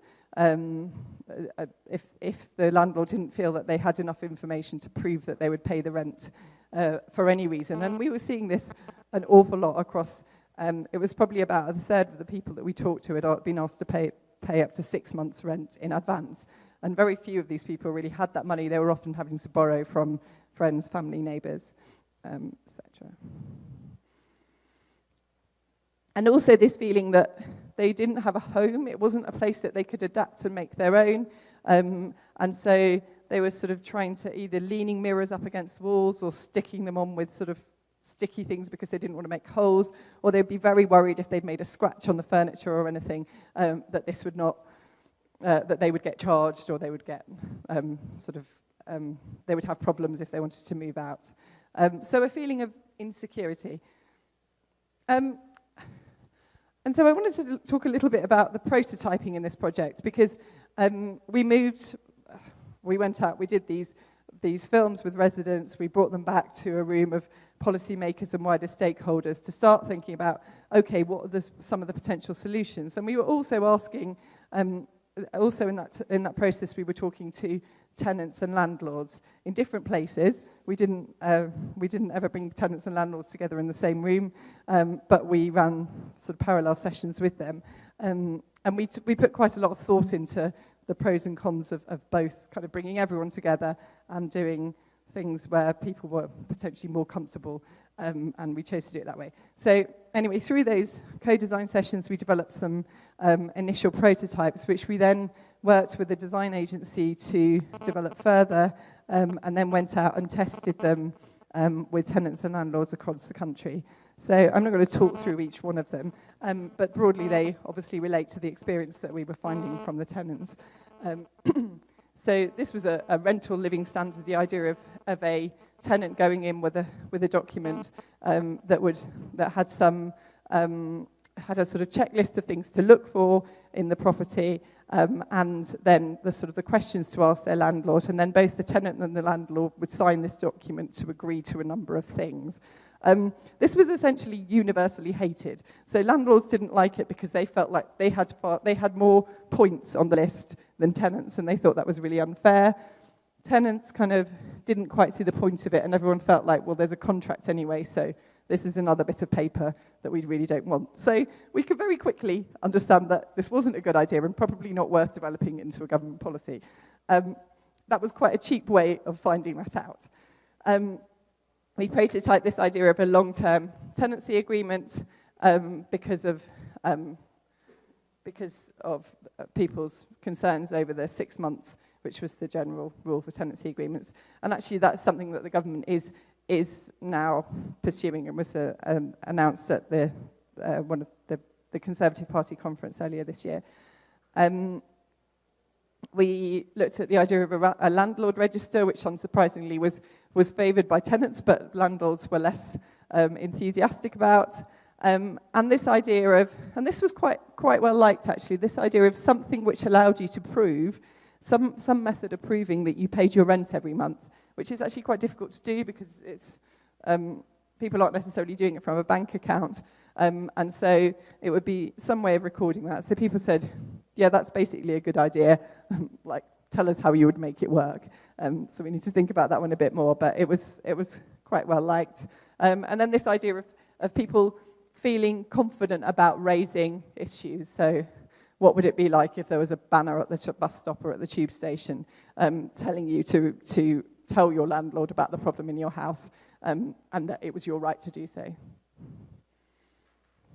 That's another one.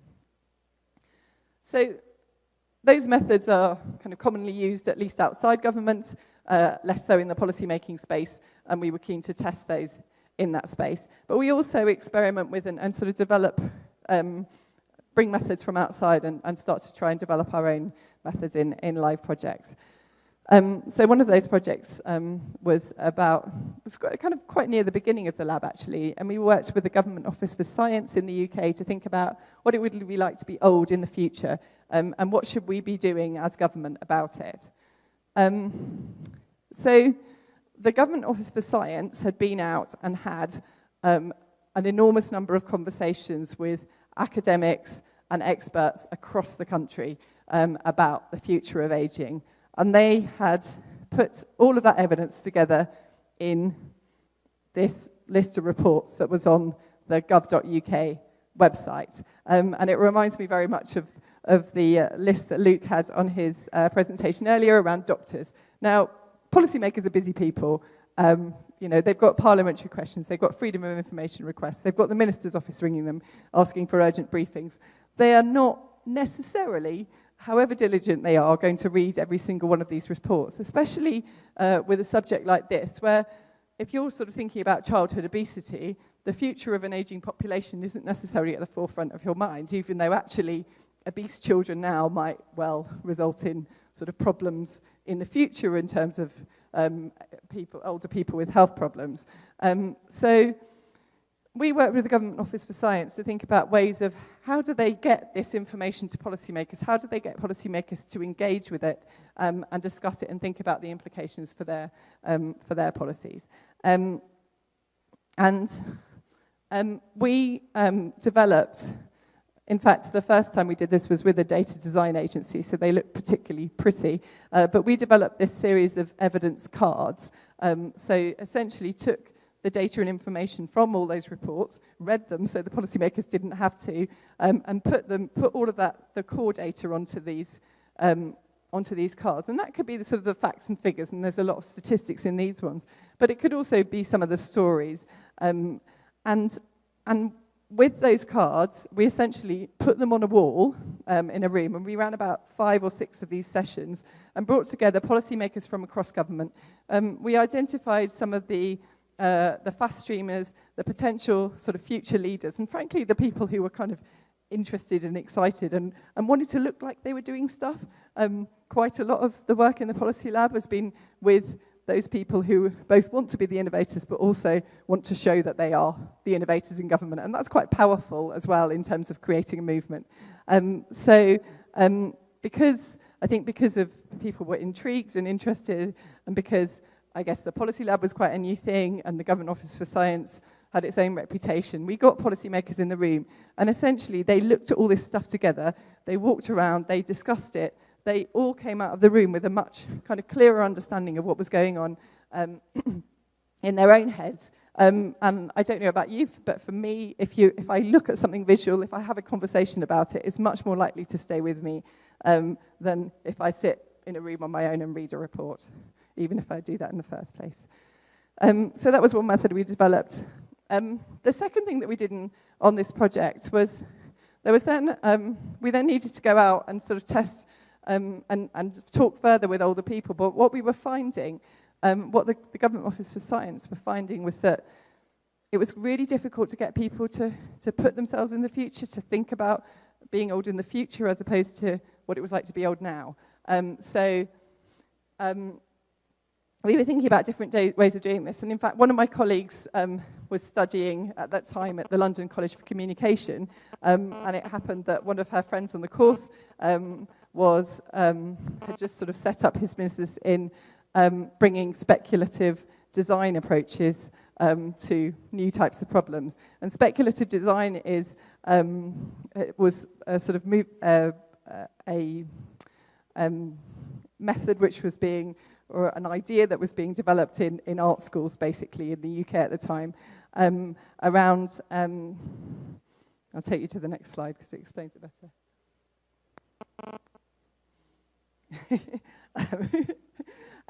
Around the idea of the future being the probable, plausible, possible, and preferable futures.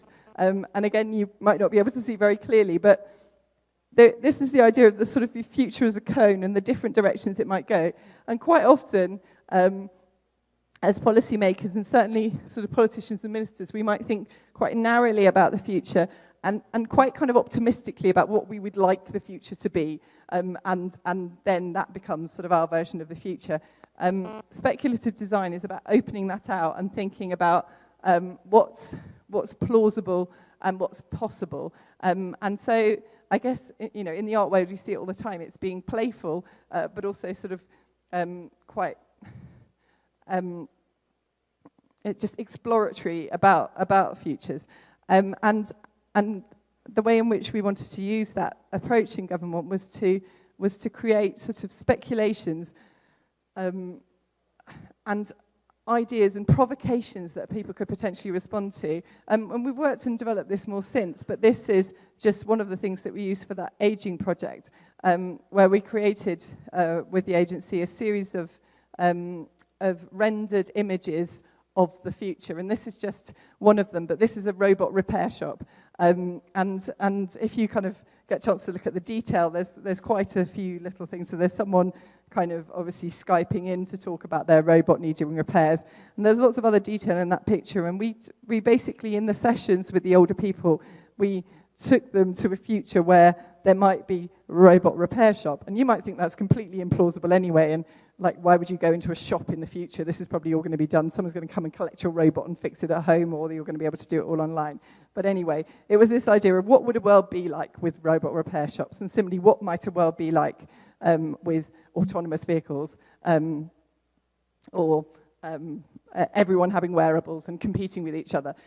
So this idea of kind of getting people to take themselves into the future was something that we tried on that project as well, and have tried subsequently on a project around rail, and are always kind of looking for opportunities to do so in new areas. Sorry. So has the Policy Lab resulted in real change? Well, we're still pretty early on in our process. We've seen projects give policymakers new perspectives on a problem, new ideas about how to address the problem, and in the case of some of the projects, actual and sort of potential savings that have resulted from those. And we're proud of those, but we don't really think that's where our biggest impact is going to be, because they're still relatively small areas. We think really one of the biggest impacts we've had is through people, through the network of people that we've reached through our projects, the alumni, as we call them, who've sort of been through, the smaller labs that are popping up in different government departments who we're working with and supporting, and through things like some people might have heard of this One Team Gov approach, which is happening across the UK government at the moment, which is bringing sort of policymakers, operational and digital people together to think about how we co-design solutions to all the problems we have in government. And a change in practice. So policymakers are expected to be open, digital, creative, human-centered, data-driven, and hopefully we're sort of helping equip them with the tools and importantly the confidence to do that.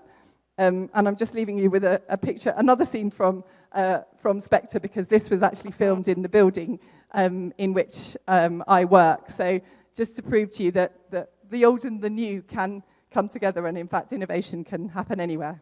Thank you.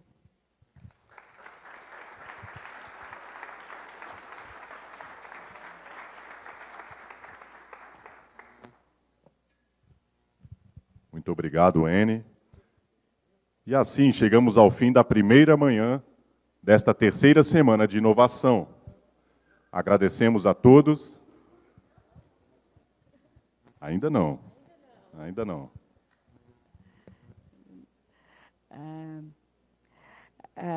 Vamos convidar para a fala final a Anne-Laure de Flash.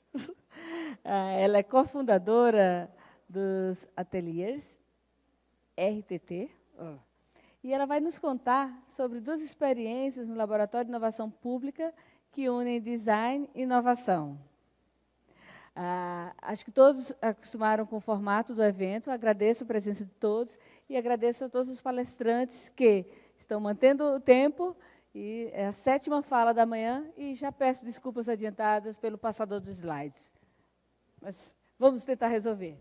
Anne, por favor. Vou falar em francês. A Anne vai falar em francês, então espero que tenham pego os receptores.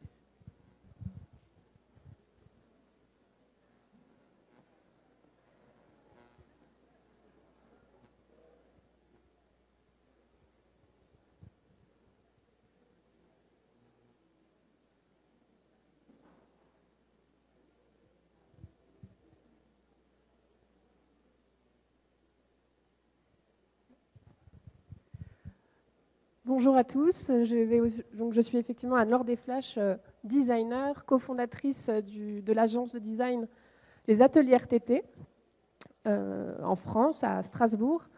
Et je vais vous présenter aujourd'hui 2 expériences en laboratoire d'innovation que j'ai la chance d'accompagner.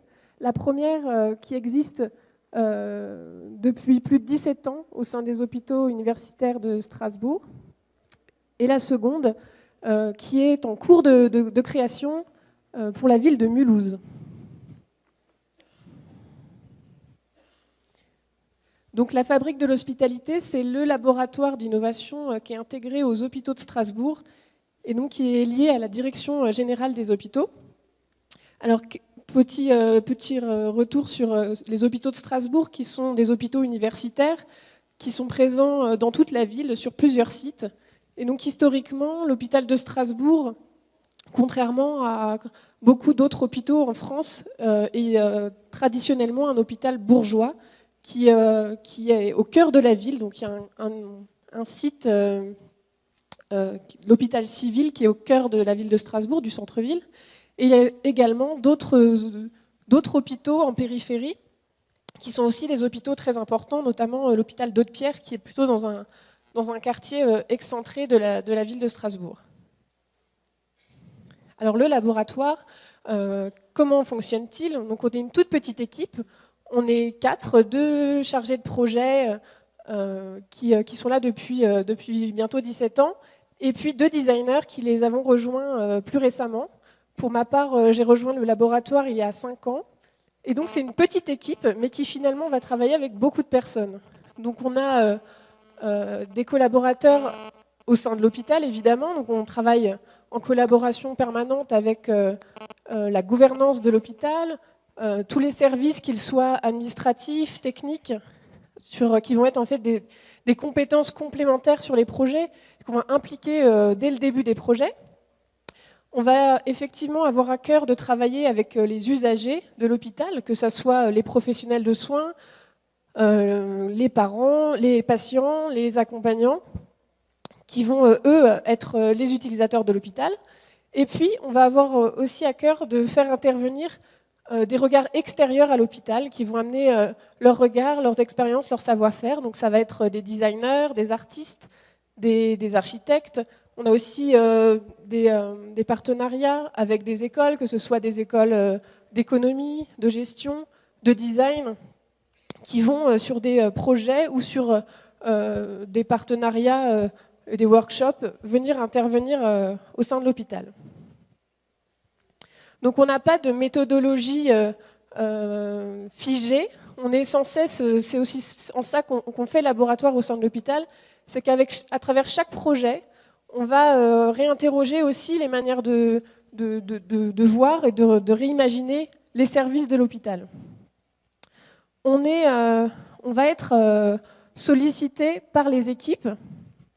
Donc une équipe va venir nous voir parce qu'elle a une ambition centrée sur son projet de soins. Donc, parfois, ça va être sollicité par rapport à un dysfonctionnement, parfois par rapport à un projet innovant qu'ils souhaitent mener dans une démarche de soins. Et nous, on va les accompagner tout au long du projet. Donc on va inclure l'ensemble de l'équipe, on va inclure les patients et on va mener ce projet dans le lieu du service. Donc on a aussi cette particularité, c'est qu'on n'a pas de lieu laboratoire. On a effectivement un bureau dans lequel nous, on travaille la plupart du temps, mais on va faire laboratoire dans les services. Notamment parce qu'à l'hôpital, les professionnels ne peuvent pas s'extraire de leur service. Donc on va aller dans leur lieu de soins, dans les couloirs, dans les salles d'attente, dans les salles de pause. Et là, on va s'installer pour créer un laboratoire éphémère qui sera dans le lieu. Ça permet plusieurs choses. Ça permet évidemment de pouvoir être en contact permanent avec les usagers, que ce soit les patients ou les professionnels. Et ça permet surtout de solliciter un maximum de professionnels parce qu'en réunion, l'inconvénient, c'est effectivement qu'on va avoir toujours les mêmes personnes ou une minorité de professionnels. Et donc, de faire laboratoire dans le lieu nous permet d'intégrer et d'avoir des retours d'un maximum de professionnels. Donc, ça permet aussi de pouvoir s'adapter en fonction des disponibilités de chacun et de pouvoir sans cesse remettre le projet en question avec les regards des professionnels. Donc en termes de projets, on a mené de nombreux projets sur différentes problématiques. On a travaillé sur la démédicalisation de la maternité de l'hôpital d'Haute-Pierre. On a travaillé sur un service de neurologie, sur un service qui accueille, un hôpital de jour qui accueille des personnes âgées pour des tests neurologiques, sur les urgences pédiatriques, sur des crèches hospitalières, donc sur finalement beaucoup de terrain.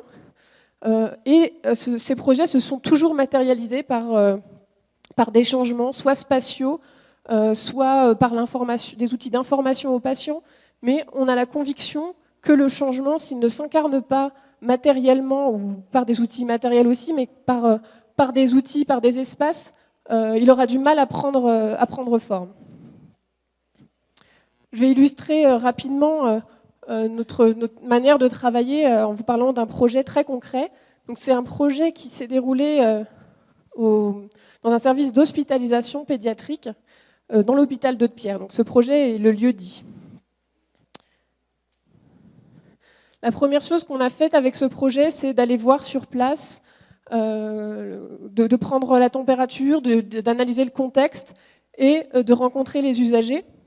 Donc dans ces temps d'observation, ce qui est très précieux, c'est d'arriver à identifier déjà ce qui est mis en place par les équipes, les volontés, alors qui peuvent parfois s'incarner maladroitement, mais qui sont des souhaits de l'équipe de porter que ce soit des valeurs comme préserver l'intimité des enfants. Vous avez pu mettre en place des petits marqueurs pour signifier qu'il ne fallait pas rentrer dans les chambres, ou indiquer quand les espaces sont privés ou publics par des petites signalétiques qu'ils avaient mis en place, ou une volonté de pouvoir commencer à raconter aux enfants quels allaient être leur parcours de soins par des petites histoires, d'expliquer quel était le rôle de tous les professionnels.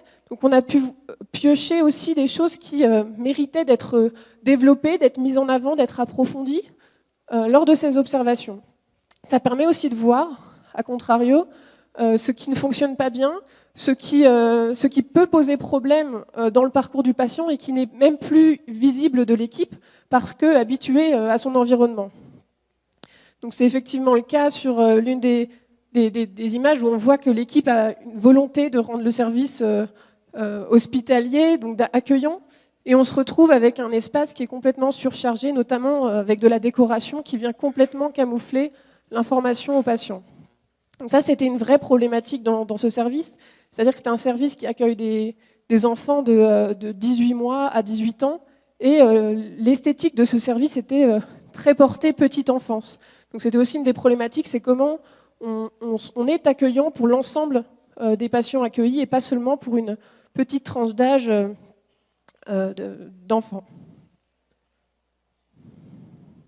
Ensuite, on a pu mener des entretiens avec les parents, avec les patients, avec les professionnels, et ce qui a permis de mettre en lien des choses qui posent problème dans les deux cas. Ce qui est assez fort, c'est que finalement, ce qui peut poser problème va avoir des conséquences à la fois pour le parent, l'enfant, et puis pour le professionnel. Et donc, ce qu'on a fait, c'est déjà raconter à la fois aux professionnels et aux parents qu'en face, l'autre partie prenante a également des problématiques qui sont liées à ça. Donc, c'est par exemple un gros point de tension qui existait autour des temps de transmission. Donc, les temps de transmission à l'hôpital, ce sont des temps où on a un changement d'équipe et où ce changement d'équipe est permis par un temps de transmission qui dure 20 minutes et où les deux équipes s'isolent dans une salle de soins, ferment les portes, ne répondent plus aux appels des patients, en profitent pour boire un café et se racontent tous les éléments qui sont nécessaires pour la bonne continuité de la prise en soin des enfants. De l'extérieur, du point de vue du parent, on a une équipe qui ne répond pas quand il essaye de la solliciter. Il se rend donc aux salles de soins, et puis là, il voit que la porte est fermée, il regarde par le hublot, et il voit une équipe en train de boire un café.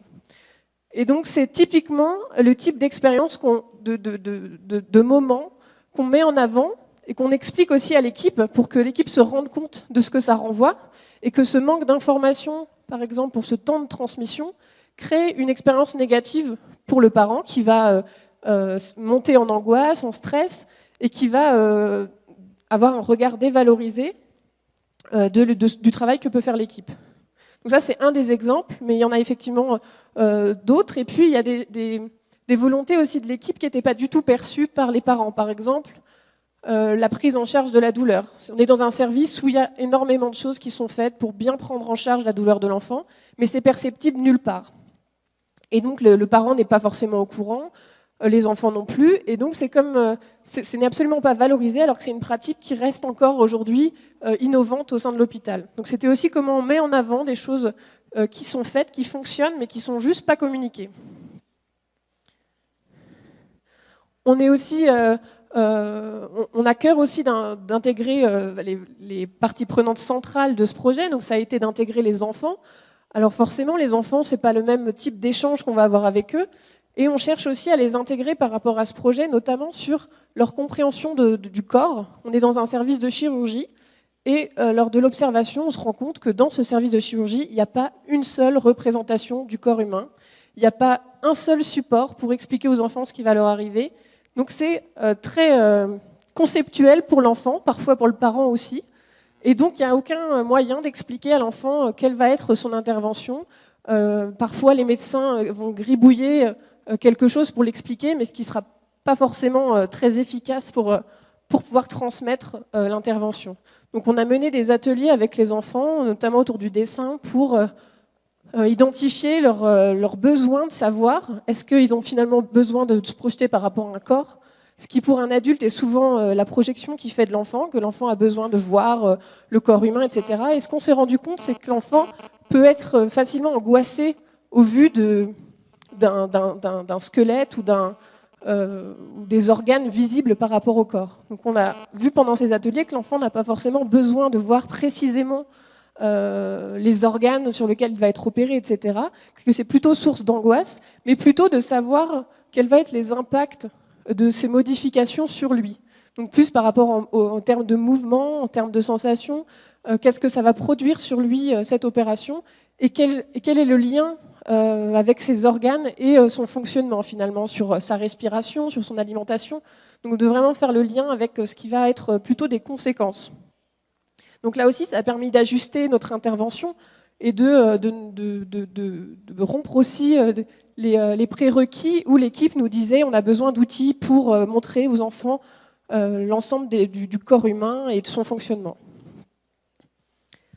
On a également, donc ce que je vous disais tout à l'heure, mené un laboratoire dans le lieu et de nombreux ateliers ont été menés sur des ateliers d'écriture. Donc sur cette information patient, ça peut paraître anodin, mais finalement, écrire noir sur blanc les missions de chacun, le fonctionnement d'une équipe, le fonctionnement d'un service, c'est reposer toutes les questions du fonctionnement du service. Donc c'est à la fois des temps d'écriture, mais c'est aussi des temps de management, de cohésion d'équipe, de réflexion sur le projet de soins de manière collaborative, puisque chacun a la parole, chacun va s'exprimer, et on va travailler ensemble à fixer une réalité qui est partagée et sur laquelle tout le monde est d'accord. Donc ça a été un gros travail sur ce projet, donc de travailler à la fois sur des valeurs, qu'est-ce qu'on propose aux parents. On a travaillé beaucoup sur la réécriture dans les chambres. Ce qu'on avait observé, c'est qu'il y avait énormément de panneaux qui disaient « Attention, vous ne pouvez pas faire ci, attention, vous ne pouvez pas faire ça, vous n'avez pas le droit de faire ci ». Et on s'est rendu compte dans les faits qu'il y avait énormément de choses qui étaient permises. On pouvait dormir avec son enfant, on pouvait manger avec son enfant, on pouvait utiliser les sanitaires du service, on pouvait utiliser une salle des familles pour manger, pour inviter du monde, pour recevoir. On a des temps de visite qui sont assez étendus. Donc finalement, tout ce travail de réécriture a été de reformuler de manière positive et accueillante ce qui était rendu possible et de valoriser ainsi ce que proposait ce service aux patients et de valoriser le travail des professionnels. Donc le fait de faire laboratoire dans le lieu nous a permis de tester. Donc on a effectivement ces ateliers de co-réflexion avec l'équipe et ensuite on va matérialiser très rapidement ce que pourrait être cette information aux patients et on vient la tester en l'affichant de manière très primaire avec des impressions ou des maquettes dans l'espace et comme ça de pouvoir la confronter au regard à la fois des professionnels et des patients, des parents, et de pouvoir l'améliorer, la re-questionner. Ce qui est très intéressant aussi en termes de cohésion d'équipe, c'est qu'il y a beaucoup de gens il y a une partie des équipes qui a plutôt une culture de résistance au changement et qui ne va pas forcément venir aux ateliers. Par contre, quand on commence à envahir le service de maquettes, de tests, là forcément, l'équipe est obligée d'être impliquée et obligée de réagir. Donc, ce qui nous permet, là encore, d'avoir un processus qui est de plus en plus inclusif, puisque les gens vont forcément nous donner leur avis et, malgré eux, parfois, se mettre à co-réfléchir avec nous sur les changements. Ce que vous voyez sur l'image de gauche, c'est un exemple aussi de transformation de la demande de départ qui était sur le parcours patient. Donc on a un parcours patient qui peut être assez long, chaotique parfois, où les enfants vont passer soit par des urgences, soit par d'autres services, vont être amenés à revenir, puis aller en rééducation, parfois aller dans d'autres services, en radiologie, au bloc opératoire, en soins intensifs. En tout cas, il y a un nombre de parcours qui est aussi nombreux que les patients accueillis. et qui était une volonté de l'équipe de pouvoir l'expliquer très clairement aux enfants la nature de leur parcours. Ce qui semblait, du côté des parents, une nécessité, par contre, c'était de pouvoir avoir un support pour expliquer à l'enfant son parcours de soins, mais pas forcément dans une dimension très chronologique, de manière très précise, mais plutôt de pouvoir avoir un support à la narration pour raconter les différentes étapes qui avaient pu être les étapes précédentes, là où il se trouvait actuellement, et puis les étapes suivantes pour pouvoir anticiper, raconter la suite du parcours de soins de l'enfant. Donc ce qu'on a conçu, c'est finalement quelque chose de beaucoup plus onirique qu'un parcours patient très technique et précis. Ça a été de créer une carte dans le service. Donc c'est le mur qu'on voit en arrivant dans le service. Et cette carte reprend l'ensemble des éléments du parcours de l'enfant. Ce qui fait qu'aujourd'hui, on a aussi travaillé sur l'accueil de ces patients-là, qui, quand ils vont passer la porte du service, vont être accueillis et on va leur expliquer par rapport en support, avec support cette carte, on va leur expliquer leur parcours de soins. Et donc cette carte permet aussi d'adapter à chaque enfant le discours qu'on va avoir et de pouvoir très facilement s'accrocher à des mots, à des images pour expliquer à l'enfant. À droite, vous voyez une première maquette de la présentation des professionnels de santé. Donc, ce qui posait aussi problème dans le service, c'est qu'on a donc des équipes de soins, donc plutôt des infirmiers qui sont présents et des aides-soignants qui sont présents 24 heures sur 24 dans le service. Et on a des médecins, des chirurgiens qui vont être amenés à être en visite dans le service, mais qui ne seront pas dans le service puisqu'ils sont en train, la majeure partie du temps, d'opérer en bloc opératoire. Et donc, il y avait une incompréhension de la part des parents de dire « mais il n'y a jamais de médecin dans ce service, je veux voir le médecin qui a opéré mon enfant ».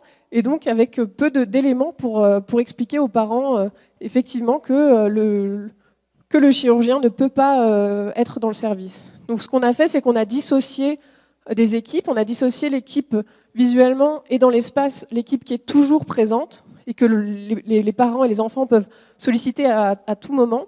Et puis, l'équipe qui va être ponctuellement présente, qui réclame d'être anticipée. Donc, si on veut voir effectivement les médecins, il faut pouvoir en parler d'abord à l'équipe qui est toujours présente pour pouvoir prévenir ces professionnels. Et donc, demande et annonce clairement qu'ils ne peuvent pas être disponibles et que ce n'est pas juste la personne qui nous informe qui le dit, mais c'est vraiment le service qui fonctionne de telle manière. Et ça a été un point très important d'utiliser les espaces comme moyen d'information. C'est-à-dire que ce n'est plus la responsabilité de tel ou tel professionnel, ce qui pouvait parfois amener des frictions entre les parents et les professionnels, mais c'est bien ainsi que le service fonctionne, avec une information qui est commune et partagée. Ça a permis aussi, comme impact, d'avoir un meilleur accueil des stagiaires et des jeunes professionnels, puisque avant, le projet de soins n'était pas ancré dans les lieux, et il était plus ou moins le même suivant le professionnel qui pouvait nous accueillir. Et ici, on se retrouve avec un élément qui est support à la fois pour les nouveaux qui arrivent, et puis pour ces nouveaux, de pouvoir accueillir dans les mêmes conditions les patients.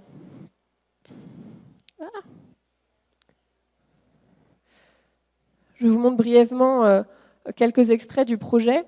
Donc ici, vous avez la présentation à gauche de l'équipe, comme je vous l'ai déjà expliqué. Et puis à droite, on a cette salle de soins, donc, qui était une boîte noire dans ce service et qui aujourd'hui explique les différents moments où pourquoi l'équipe ne réagit pas tout de suite ou n'est pas disponible dans l'immédiat, avec différents temps, que ce soit le temps de préparation des médicaments, le temps de transmission en équipe, etc. Donc tous ces moments où le parent est informé de pourquoi le professionnel ne réagit pas à la sonnette ou lorsque je souhaite lui parler. On a également valorisé dans les espaces la prise en soin de la douleur, donc avec un affichage qui annonce ce qui est fait pour l'évaluation de la douleur, pour la prise en charge de la douleur par l'équipe. On a également réinterprété l'élément qui était mis en place par l'équipe sur le respect de l'intimité de l'enfant lors de la douche. On a créé une salle à manger pour encourager les parents à aller manger dans ces espaces. On s'est rendu compte qu'il y avait une expérience pour le patient qui était aussi très dure lors des repas, c'est qu'avant l'opération, les enfants sont à jeun, donc ne peuvent pas manger, et on se retrouve avec une chambre où l'enfant ne peut pas manger, et le parent se voit livrer un repas parce qu'il est accompagnant et qu'il peut manger, donc il va manger. Et donc on se retrouve dans une scène assez violente pour l'enfant où le parent doit à la fois lui expliquer qu'il ne peut pas manger et lui-même est en train de manger.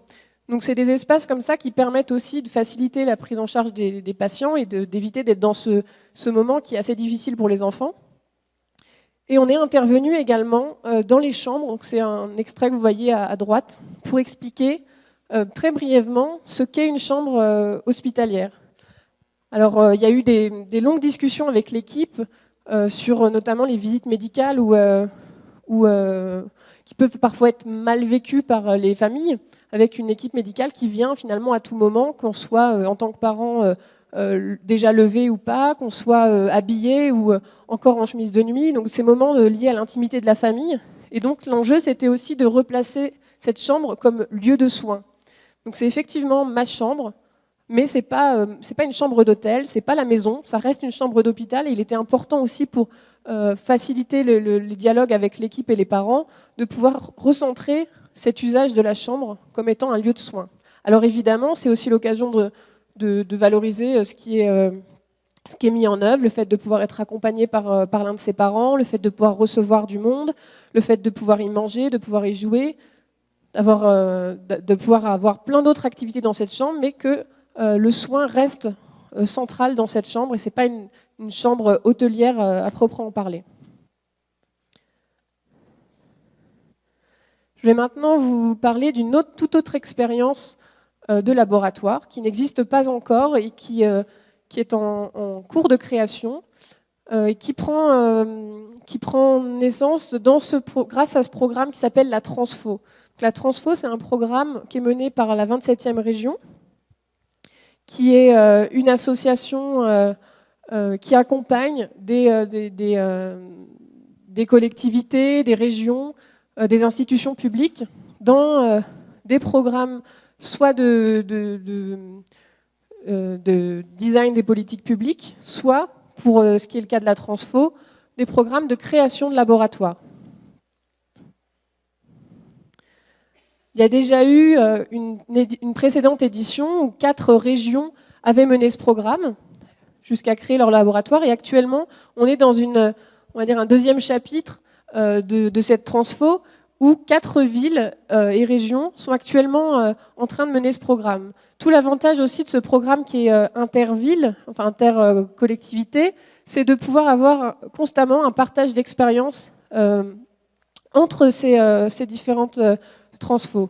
Donc il y a effectivement une ville Dunkerque dans le nord de la France, Mulhouse que j'accompagne, Paris et également une transfo en région Occitanie. Donc ces programmes sont menés de manière assez commune entre les villes avec des temps partagés. Donc chaque ville va avoir une sélection de 20 agents en interne. Donc tout l'intérêt, c'est d'avoir une équipe qui est diverse, transdisciplinaire, qui est autant que possible mixte, avec autant de femmes que d'hommes, avec des personnes de différents âges, de différentes directions, de différents niveaux hiérarchiques, pour avoir vraiment une diversité de regards et de savoir-faire au sein de cette équipe-là. Et puis on a une équipe qui va être une équipe de résidents, qu'on appelle des résidents, qui sont 3 à 4 designers et professionnels des sciences sociales qui vont les accompagner sur ces 18 mois.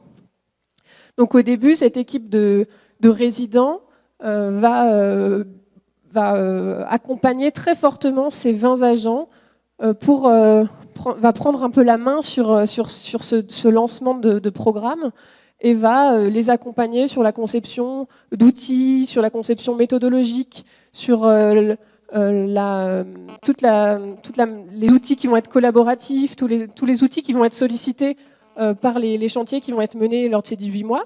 Et puis petit à petit, tout l'enjeu, c'est qu'on arrive à s'effacer par cette formation-action et de leur laisser prendre la main sur la création en interne de leur laboratoire. Il y a des temps, il y a à peu près 4 temps de rencontres intervilles qui permettent aussi de voir ce qui se passe ailleurs, donc dans les autres programmes de la Transfo, pouvoir avoir du transfert aussi de connaissances, pouvoir partager des outils, des méthodes, et pouvoir aussi voir ce qui est très particulier et singulier dans chaque ville. Donc l'avantage de participer à ce programme qui soit vraiment porté en interne, ça permet de valoriser de partir du contexte et d'intégrer les contraintes, mais aussi l'existant sur le territoire. À Mulhouse, on était très différent des autres villes, des trois autres transfos, notamment parce qu'il existe déjà des structures d'innovation, alors au sens large. Il y a eu depuis peu une création d'une agence de la participation citoyenne, donc qui eux ont pour mission de faire le lien entre les habitants et l'administration. Donc c'était tout nouveau et du coup il fallait aussi qu'on prenne en compte comment se positionner par rapport à ça, comment construire une complémentarité par rapport à cette agence. Une seconde structure était elle qui était aussi en cours de construction, était plutôt axée sur le lien privé-public avec d'accompagnement de start-up, d'entreprises. Donc c'est une structure qui aussi prônait des méthodologies collaboratives entre habitants, villes et entreprises. Donc là aussi, on va dire que le paysage était déjà différent dès le départ sur cette ville-là. Donc l'enjeu, c'est effectivement à travers cette création de laboratoire et ce futur laboratoire, de changer la manière de concevoir les politiques publiques. C'est évidemment d'être dans une dimension beaucoup plus transversale et collaborative. Donc le fait d'avoir cette équipe transversale permet de ne plus penser les projets en silo comme on le fait souvent, c'est-à-dire par direction et service. C'est le fait de passer à l'action aussi, d'aller rapidement sur le terrain pour rencontrer les usagers, tester des choses avec eux, prototyper. Ça va être effectivement d'être dans des dimensions beaucoup plus agiles et actives de la part des usagers. Donc comment on intègre aussi l'expérience de l'usager beaucoup plus en amont. Donc ça va être de changer ces manières de voir les politiques publiques en interne par ce programme de formation-action. Ce qu'on va faire pour pouvoir transférer et échanger de méthodologies à la fois entre résidents et agents, mais aussi entre les agents eux-mêmes, ça va être de travailler sur de l'expérimentation de nouvelles méthodes. Donc, pour pouvoir mener ces projets de manière collaborative, pour pouvoir mener ces projets en prenant plus en compte l'usager, ça va effectivement passer par d'autres manières de mettre en œuvre les projets et de formaliser des outils. On va également mener de vrais projets, c'est-à-dire on est effectivement dans des agents qui sont en cours d'évolution, de formation par rapport à ces méthodologies-là, mais on a à cœur de les impliquer dans des projets très concrets qui sont des réelles problématiques qui sont soit posées par la direction, soit soulevées et proposées par des services pour pouvoir mener ces projets, pour pouvoir agir concrètement sur des projets en cours. Donc ce premier projet que vous pouvez voir un extrait, c'était la création d'un nouveau service pour la jeunesse mulhousienne.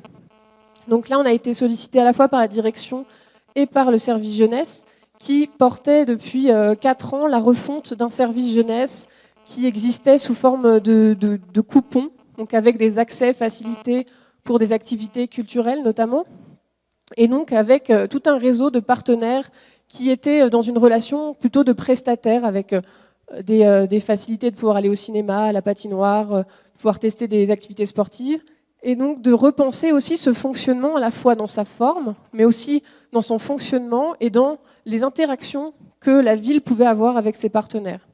Donc on a embarqué les agents sur le terrain pour aller rencontrer à la fois la jeunesse, mais aussi toutes les structures, associations, autres structures publiques, les les structures professionnelles qui pouvaient accompagner la jeunesse et qui ont une expertise de ces accompagnements-là. Et puis, on a commencé à prototyper un nouveau service qui serait beaucoup plus partagé avec ces partenaires-là et qui puisse être coporté avec eux. Donc de plus être dans une relation de prestation ville-partenaire, mais d'être vraiment dans un outil partagé pour les partenaires aussi, pour pouvoir mettre en avant leurs services et pouvoir valoriser ce qu'ils peuvent apporter à chaque jeune. Là aussi, donc, cet outil qui est aujourd'hui en cours de développement est un outil qui permet à chaque jeune Mulhousien de pouvoir prédéfinir ce qui lui sera proposé. Donc, ce qui était évidemment pas le cas, puisqu'on était sur une offre qui était très égalitaire, avec tant de facilité à pouvoir acheter des livres, tant de facilité à pouvoir essayer tel ou tel sport, mais qui était la même offre pour l'ensemble des jeunes. Donc ce projet-là est en cours de réalisation donc, par l'équipe du service jeunesse, donc la Transfo et les agents qui le portent avec nous n'ont pas vocation à développer chaque projet, mais être là à des moments pour impulser une nouvelle dynamique. Ce qui a été le cas avec ce projet sur un nouveau dispositif jeunesse, mais ce qui a été le cas sur l'ensemble des chantiers. On a notamment pu travailler avec la bibliothèque Grand Rue, qui est une bibliothèque centrale à Mulhouse, et là de pouvoir faire avec eux 4 jours d'immersion, action dans le lieu, pour pouvoir repenser à la fois l'accueil, la manière dont s'organise la bibliothèque, les services proposés par la bibliothèque. Et donc on a pu tester avec les agents de la bibliothèque différentes modalités et idées pour améliorer l'expérience vécue par les usagers. L'un des plus gros chantiers et donc l'un des plus gros défis de la Transfo, c'est bel et bien de créer ce laboratoire. Donc effectivement, avec les chantiers menés en parallèle, cela permet d'expérimenter des nouvelles méthodologies, de mettre en œuvre des nouvelles manières de collaborer à la fois au sein de l'équipe, mais aussi avec les usagers et les autres services. Mais l'un des plus gros chantiers, qui est traité comme tel aussi dans la Transfo, c'est évidemment de réfléchir à ce futur laboratoire. Donc là, les agents vont être vraiment force de proposition et acteurs dans cette création de laboratoire, à la fois d'imaginer son fonctionnement, qui sera propre aussi au contexte mulhousien, donc comment il va interagir avec les services, mais comment aussi il va interagir avec les structures existantes dont je vous parlais, que sont l'agence de la participation et le TUBA, donc la structure qui accompagne les entreprises à travailler en collaboration avec la ville et les citoyens. Et puis, quelles sont finalement toutes les étapes à mettre en œuvre pour arriver à ouvrir les portes de ce laboratoire en 18 mois. Donc c'est un gros chantier qui permet à la fois d'identifier quels sont les gros jalons à poser avant cette ouverture-là. Donc on a travaillé à la fois sur quelle sera l'équipe de ce futur laboratoire. Est-ce que les 20 agents vont continuer à être acteurs du laboratoire, sur quelle temporalité? Donc là, de voir aussi ensemble de quel profil on a besoin sur des temps pleins, quel profil on aura besoin de manière beaucoup plus complémentaire et ponctuelle, comment on travaille, qu'est-ce qu'on met en œuvre comme outil pour faciliter le travail avec les autres services internes, que ce soit les ateliers qui peuvent potentiellement être amenés à travailler sur du prototypage avec nous, que ce soit avec la communication, sur les modalités de communication interne qui sont à mettre en œuvre pour le laboratoire et au sein de la ville de Mulhouse, de repenser aussi tous ces fonctionnements-là, de penser effectivement aussi au lieu. Donc quel lieu pour le laboratoire? Quelle importance d'avoir un lieu? Est-ce qu'il faut un lieu?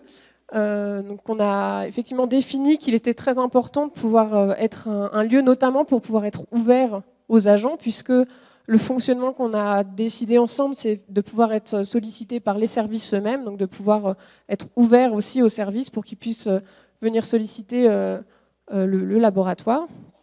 et aussi de pouvoir être saisi directement par les directions et les élus.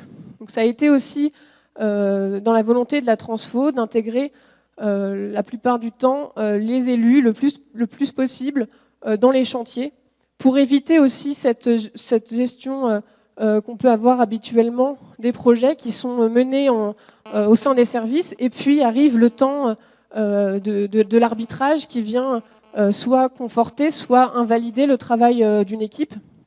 Et donc aussi de réimaginer comment on peut fonctionner de manière plus collaborative avec les différents silos, les différentes hiérarchies, pour pouvoir être dans une continuité et un projet collectif, plus que dans des temps découpés d'arbitrage et de conception des politiques publiques. Effectivement, on est dans un programme de formation-action, donc avec 20 agents qui vont monter en compétences, qui vont se partager aussi mutuellement leurs expertises, mais on est avant tout un programme de formation collective. Donc tout est appliqué finalement à ce laboratoire et où chacun y apporte ce qu'il souhaite aussi y apporter. Au début du programme, on est beaucoup dans l'expérimentation des méthodologies et très vite, chaque agent est à même de se positionner sur ce qu'il a envie de poursuivre. Donc, est-ce qu'il a une affinité particulière pour mener des immersions sur le terrain, pour mener des entretiens, pour prototyper des maquettes, pour plutôt faire le lien organisationnel avec les services. Donc, chacun peut aussi arriver à plus 9 mois, se positionner sur le rôle qu'il tient à avoir au sein de ce laboratoire. Ce qui permet d'arriver à dessiner aussi des profils d'acteurs pour ce futur laboratoire et de voir quelles sont potentiellement les compétences qu'il faudrait être amené à recruter. Donc ce laboratoire à Mulhouse verra le jour en juin 2018. Et donc là, nous sommes déjà en train de prendre du recul sur notre implication en tant que résidents, donc toujours en les accompagnant, mais en étant plus dans une posture de soutien qu'on a pu l'être auparavant. Et donc là, les agents commencent à réfléchir par eux-mêmes sur tous ces éléments que sont le fonctionnement du futur laboratoire, comment marchera effectivement l'équipe en interne, comment on identifie aussi des ressources sur le territoire avec lesquelles on va pouvoir collaborer. Donc notamment sur le territoire, on a effectivement des écoles de design qui travaillent sur ces questions de design des politiques publiques. On va avoir des écoles de politique publique aussi. Donc comment on travaille avec eux pour pouvoir mener des projets en collaboration et renforcer cette dynamique à la fois au sein de la collectivité, mais aussi sur l'ensemble du territoire.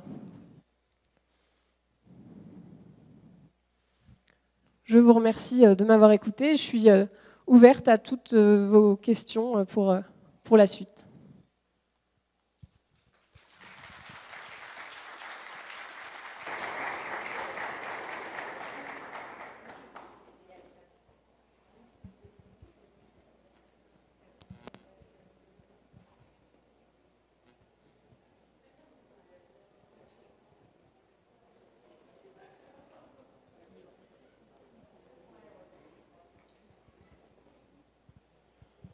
Bem, chegamos ao fim da primeira manhã da terceira semana de inovação. Agradecemos a todos e pedimos que fiquem ligados com as oficinas da tarde. Cheguem com 10 minutos de antecedência nas respectivas salas. Informamos que a INAP dispõe de um restaurante aqui no complexo e também temos outros restaurantes bem legais nas redondezas. Mais uma vez, muito obrigado e bom almoço a todos.